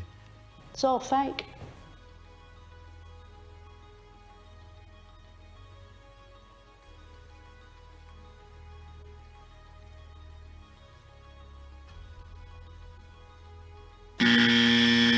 Jumping to Pyro and arriving in a huge space battle with javelins and tons of ships. Not in the game yet, we don't have Pyro yet, and we don't have such battles because servers would melt. NPC AI is still brain dead. Not in the game, not in the next 5 years, maybe in 10 to 15 years. It's all fake. I am not a lawyer, but I seriously have to ask, is this even legal? Showing gameplay that is not in the game, showing gameplay that will not be in the game 5 years from now, and maybe in 10 to 15 years, but I wouldn't count on this.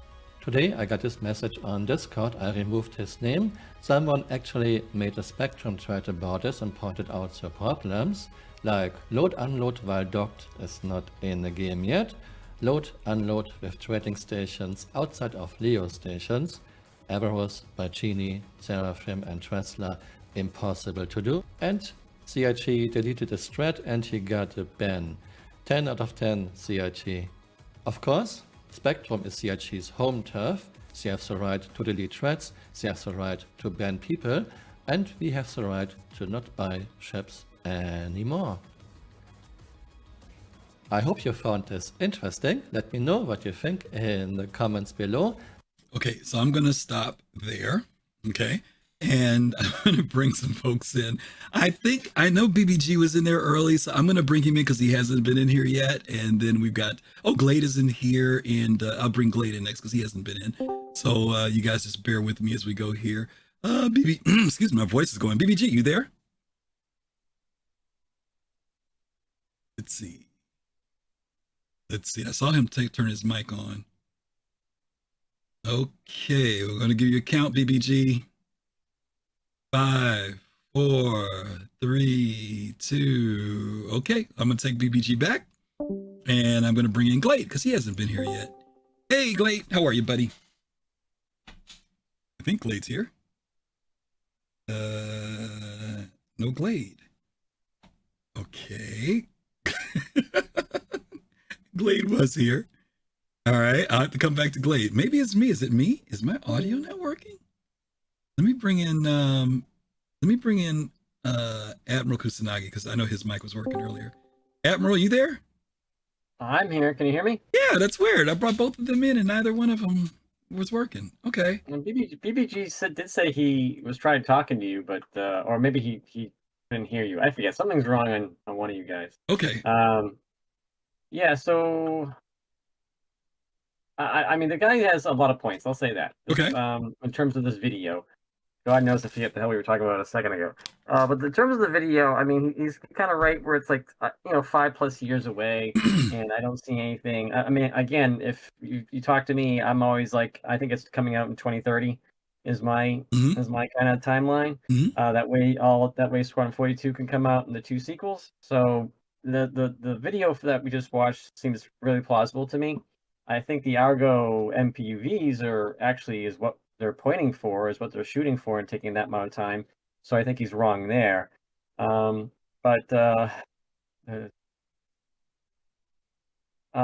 terms of the marketing and stuff like that, because I know you cut up some of the question here.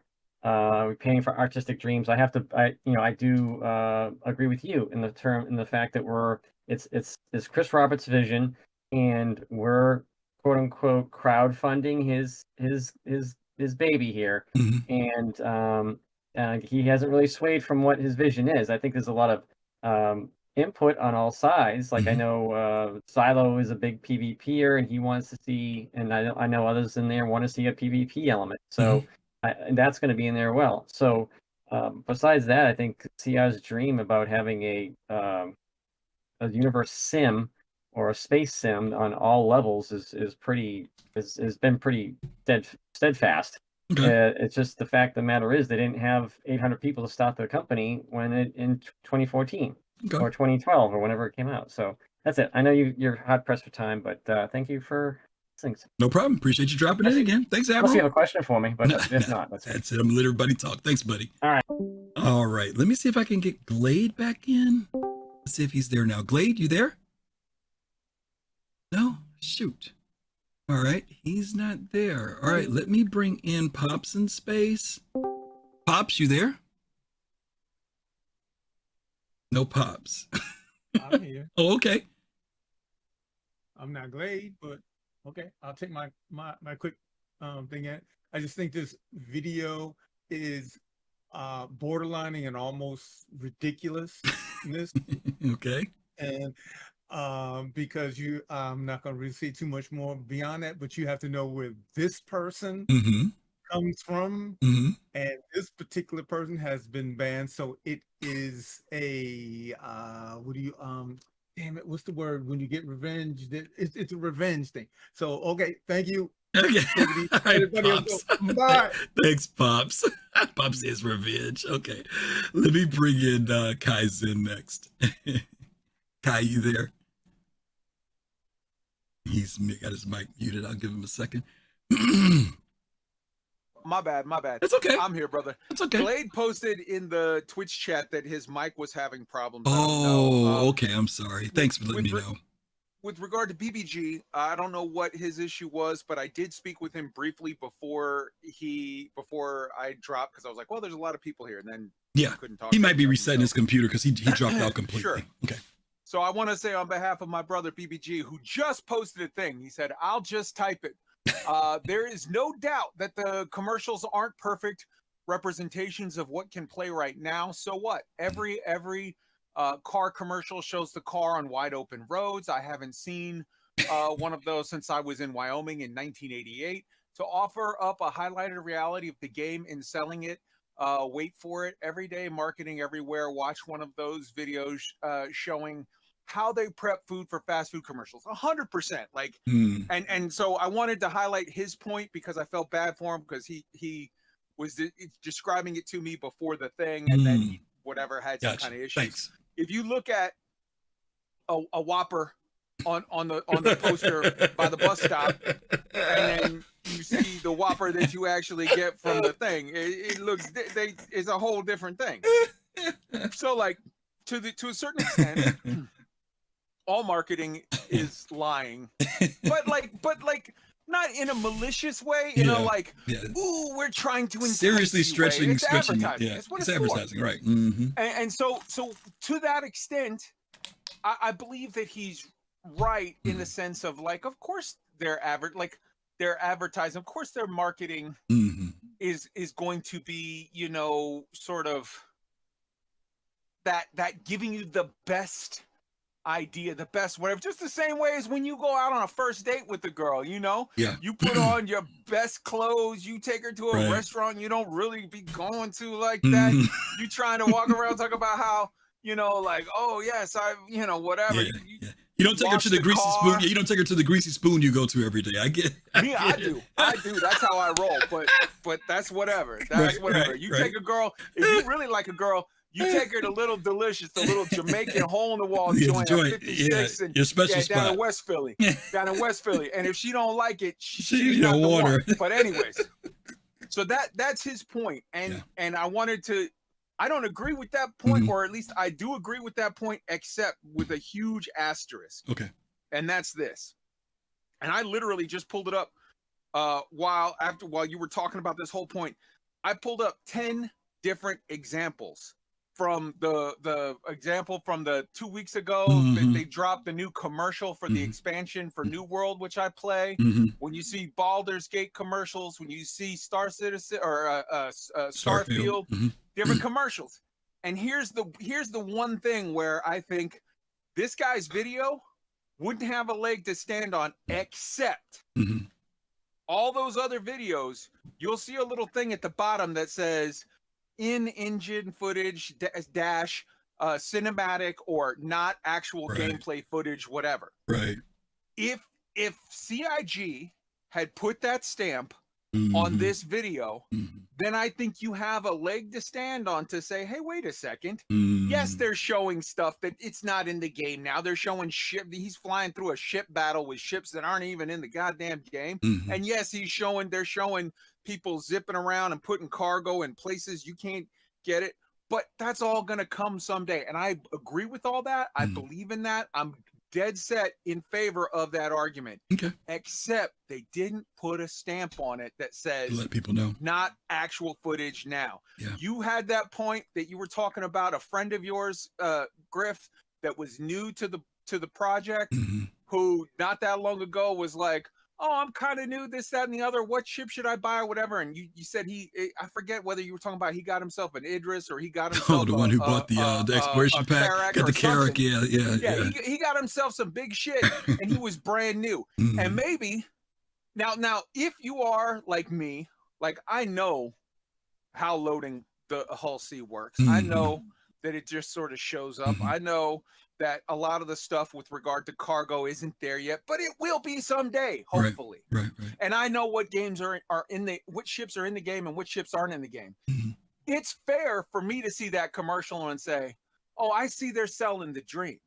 But there are other people out there that jump in and they jump in way too fast, way too hard. Yeah. They jump in and they're like, I got myself a Mustang and then I bought an Idris. And it's like, what are you doing, bro? Yeah. And for some of those people out there, when you don't put a stamp on the bottom of your thing, when you don't put a stamp on the bottom of those, what are the guys, the 88s or whatever, they're the Blue Falcons or whatever, the Thunderbirds of the CIG universe. When you don't put a stamp on there that says, well, this part you can't actually do, that is getting really close to the line of some scummy marketing. That's just that's my thing. Fair enough. Squadron 999. That's it. There we go. All right, I'm out. All right, buddy. Later. Thank you, Love man. love. All right. Okay, good points so far. I'm going to bring in some other points in a second. Let me bring in Fist to Face. Fist, are you there? See, his mic is muted. We'll see if he pops in. Oh, my Yes. bad. It's Sorry okay. about It's okay. All right. So here's my take on this. I'm gonna piggyback off of what Kai said, but at the same time, too, there's a point that I gotta kind of push back on what he said. Okay. The thing about when you see a car commercial, right, today, car commercials are probably have to say about 90% to 100% all CGI. Right? Because I haven't seen any car commercial today where let's be honest, ladies and gentlemen, you're not going to go out if you go out and buy a car because of what you saw, where Jeep Wrangler advertised, where you can go from a desert terrain and it flashes to a street terrain, it flashes to a city street, it flashes to you traversing the Himalayas in that car. Excuse my language, you're a goddamn fool. You know what I'm saying? Yeah. It's all about the marketing. It's Advertisement. advertising, right? It's advertisement. So when I heard Camural say, I'm not a lawyer, but I think that, this may be something to the effect that they could be possibly, sued for. Because of this. I laughed my ass off. I said, oh my God, you gotta be kidding me. So then guess what? Every advertisement out there could possibly be sued. Yeah. Yeah, as Right? if their lawyers hadn't looked at it to see ahead of time. But Right. yeah, I get You it. gotta Yeah. be kidding me. You've gotta be kidding me. Yeah. You know what I mean? Yeah. So I get it. And again, I go back to what I've even said where I wish that the reason why I kind of advocated that they actually didn't go so hard on marketing was when 318 happened. Yeah. Not so much of what they advertised in there. You know what I'm saying? Yeah. Because we all understand when you see the ship traversing and you see the time lapse of all of the stuff being, Right. put on there really fast, the time lapse and things of editing and all that other stuff. I'm not really worried about that because you see that in other commercials. My problem is where the state of the game is. Yeah. And 318 was my issue where they advertised that. And I was like, whoa, that's a big, Okay. So for me, that was my point. The reason why I'm kind of like, be careful. Okay, fair enough. Thank you, brother. Appreciate it.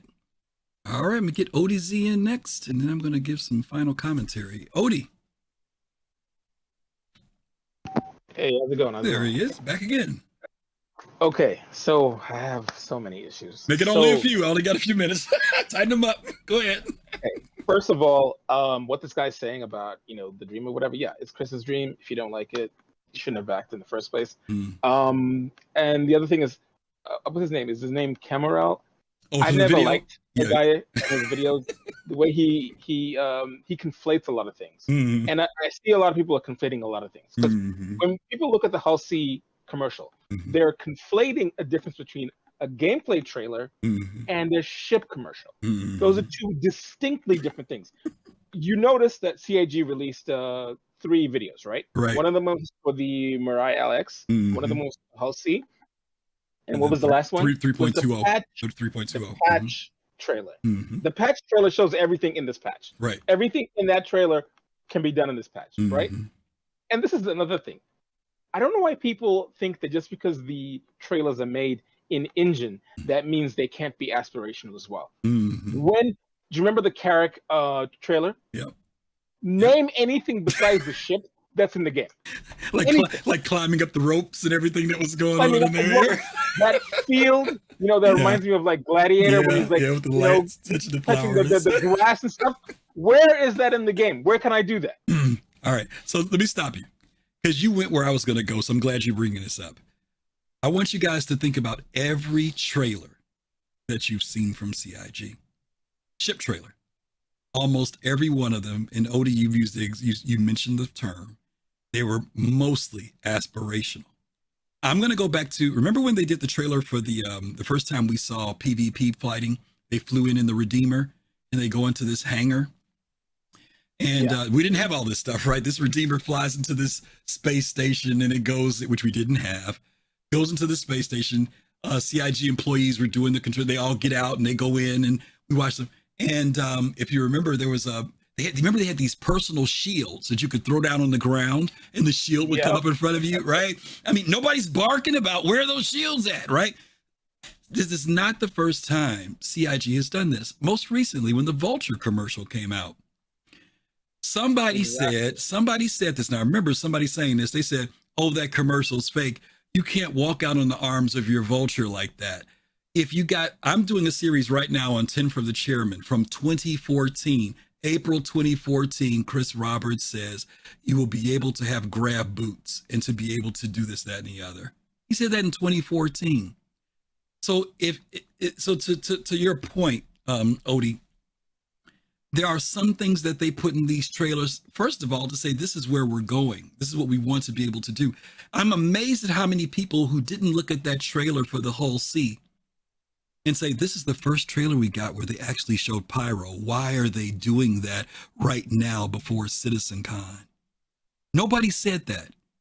With all the angst with pyro, why would they put a freaking trailer out with pyro right now, guys? Let's think about it. Maybe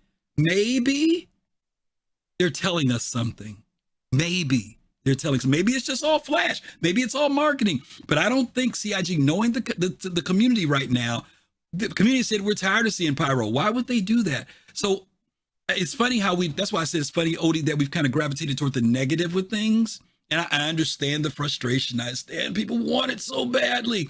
But at the same time, very happy to be here. As you mentioned, they're saying this is what we can do. Now, here's my last beef, and I'm going to let you close it out, Odie. Here's my last beef I have, guys. Go for it. Star Citizen is designed to be multiple things. It's not just an MMO. It's not a solo game. It's not a role play. It's a bunch of things. And a lot of stuff that happens in this game and in trailers, I'm always amazed at how much the backers default that has to be something that's provided by CIG. And what I mean by that, Odie, is this. So many of these backers don't know what a true sandbox is. A sandbox is we give you the tools, you make it happen. Not because there's a mission in my mobiGlass. You see what I'm saying? But because a bunch of us got together and made it happen. People are too used to being spoon-fed. There you go. So we can have a Xeno threat. That's okay. But CIG provides that, right? That's the dynamic event that they do. Currently, they hit a button and make it happen. They want it to be where it's dynamic, that if we're doing something in the system, it causes it. But we don't ever see the players creating stuff with all the tools in Playground, whether they're working or buggy. I do hang out with people who do that. I hang out with people that we go in and find stuff for hours and go do it in the game. And I listen to other people who will say there's nothing to do in the game. I've been in Star Citizen since 2014 playing this game, and I still find things to do.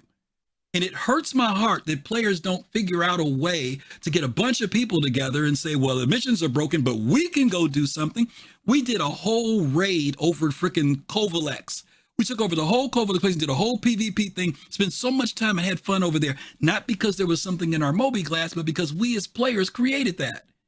So while we're waiting on CIG to do things, can we take the whole sea? Can we pretend? No, we don't have a wormhole to jump through, sure enough. And I don't think it's not too practical to move the whole sea around in Stanton because there's going to be people harassing you. But my point is, guys, this whole project is about vision. It really is. And don't get me wrong. I know we need the tangibles. We need those things in hand that we can feel like we can go in and do. And CIG has lined up some things. But God, we still have to have these trailers. Every trailer has always had some aspect of something that wasn't in the game at that moment. And so the marketing is just what happens. It's just right now, it's extremely volatile with players because, as again, the reason why I titled this show, you see where our psyche and emotions are right now. People are anticipating. And to where I saw that trailer as, wow, I see where this, like Kai said earlier, if you know and understand what the whole sea is, you can look at that trailer and see, I see where they're going.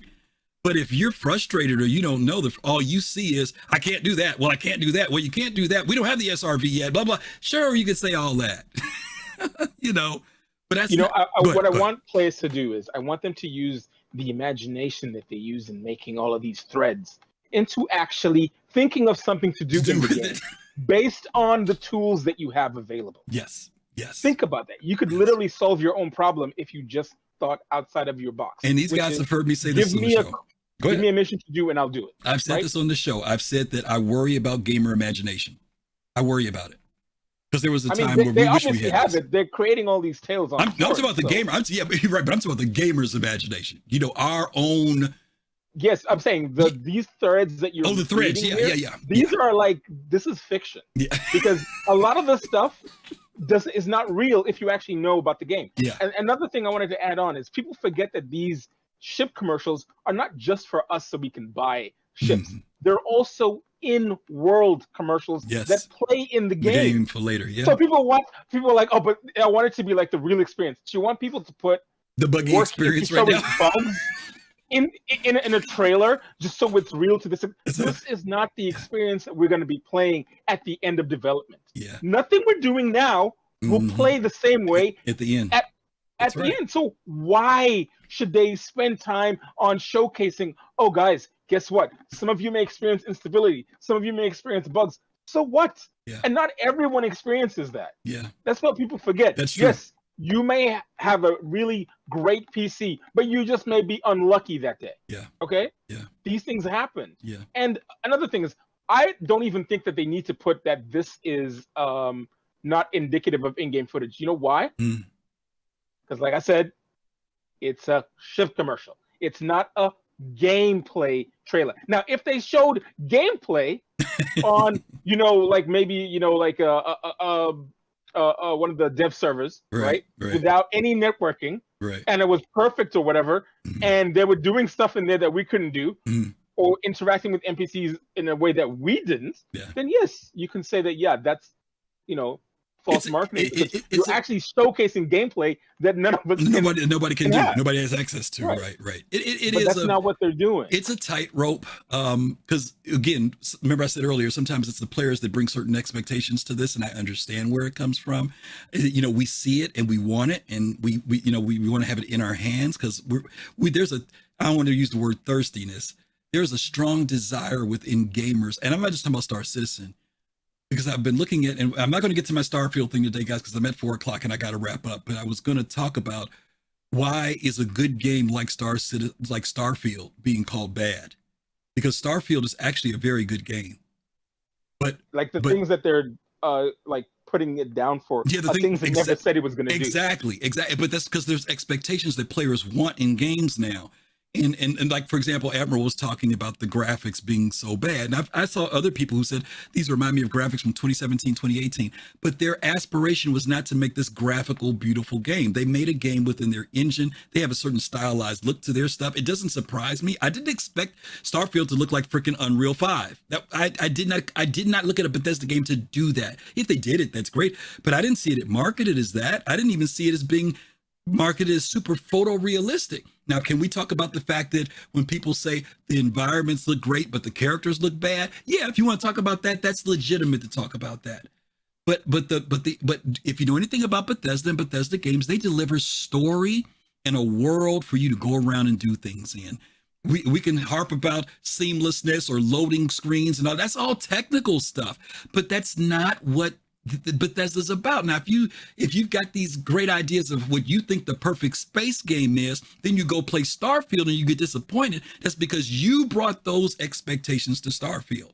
Starfield is, I haven't even played it yet, but when I look at every critic, I've been spending weeks watching videos, the game looks like a good game. It does. But we bring these other things. Now, I've said this too. If you're a Star Citizen player, and you go play Starfield, if your head's not screwed on right, you're going to feel a certain kind of way. But if you're a Bethesda player who's played Skyrim and Fallout 76, you will probably enjoy the heck out of Starfield.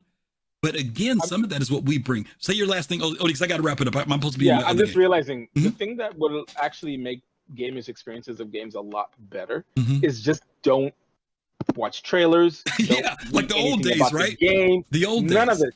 Just as soon as the game is released, pick it up, play it, and then give your opinion. Yes. Because all this hype creation and there's so much misinformation. It's ridiculous.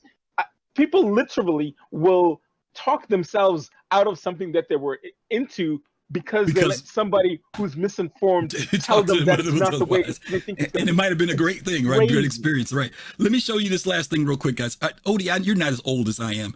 Do you ever remember? You remember the Atari 2600? Hearing about the Atari 2600? Because I don't know if you were around back then. Were you around back then? I remember Ataris, but I'm not sure what version. All right, okay. So I'm going to let you go then. I'm going to show this and I'm going to wrap up the show, okay? Thank you, Odie. I appreciate you dropping in. Hey, no problem. Okay, so you guys, look, real quick. I'm going to show you a real quick example. When I was a kid, you guys know about the Atari 2600, right? First console, blah, blah, blah, blah. Okay, this game here was called Adventure, right? Anybody remember this? Anybody around back when Adventure came out or know about Adventure? Anybody know? You had a 2600, Shady? Okay, all right. Anybody else have a 2600 knows about Adventure? Adventure was like the D&D game. Kaizen. Yeah, there goes some yeses. Okay, Adventure was the best, right, lady? All right, Lady Space Patrol says it was the best. And listen, when you got these games, this is all you got. This was all you got. And that picture alone fueled our imaginations. It made us say, wow. Yeah, Defender. You remember Defender, Kate?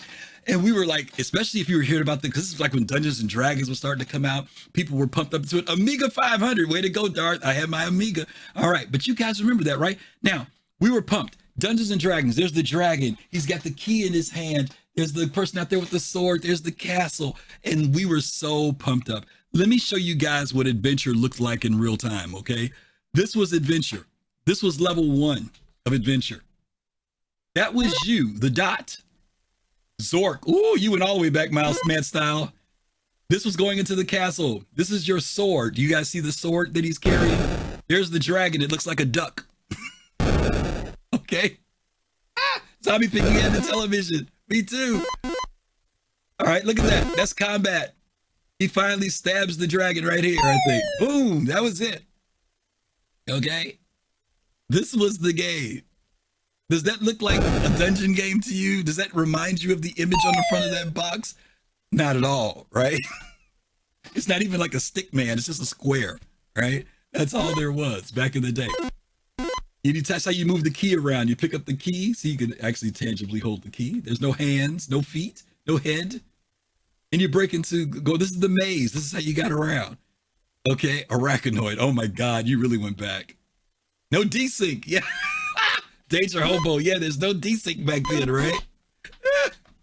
Okay. So that's your objective, the golden chalice. Okay, there was a nice, pretty chalice on the front of the box. All right, now why am I showing you guys this?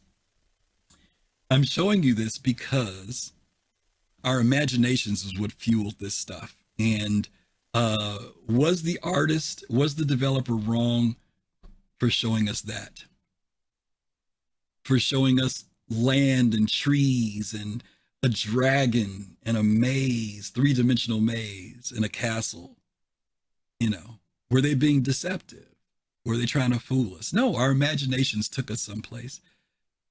The difference in this and Star Citizen is it's kind of the other way around, right? They actually are trying to deliver those worlds to us. They really are trying to create that 3D space, the real grass and the real dragon and all that stuff. And it's going to take time to do that.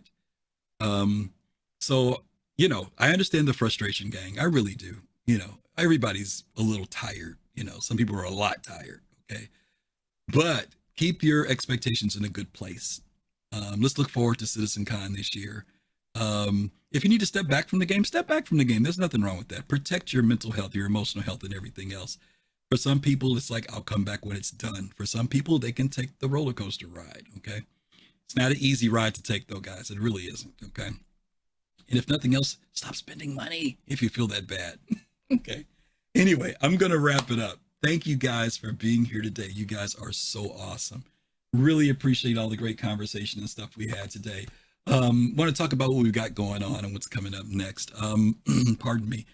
And to my poor Baldur's Gate fans or people, please forgive me for running late. I am so sorry. You know, I try to get done early and it just didn't happen today. But let's talk about what we've got going on. Today is PodSat Saturday. We partner with our good friends over at the Captain's Table, Paul Shelley.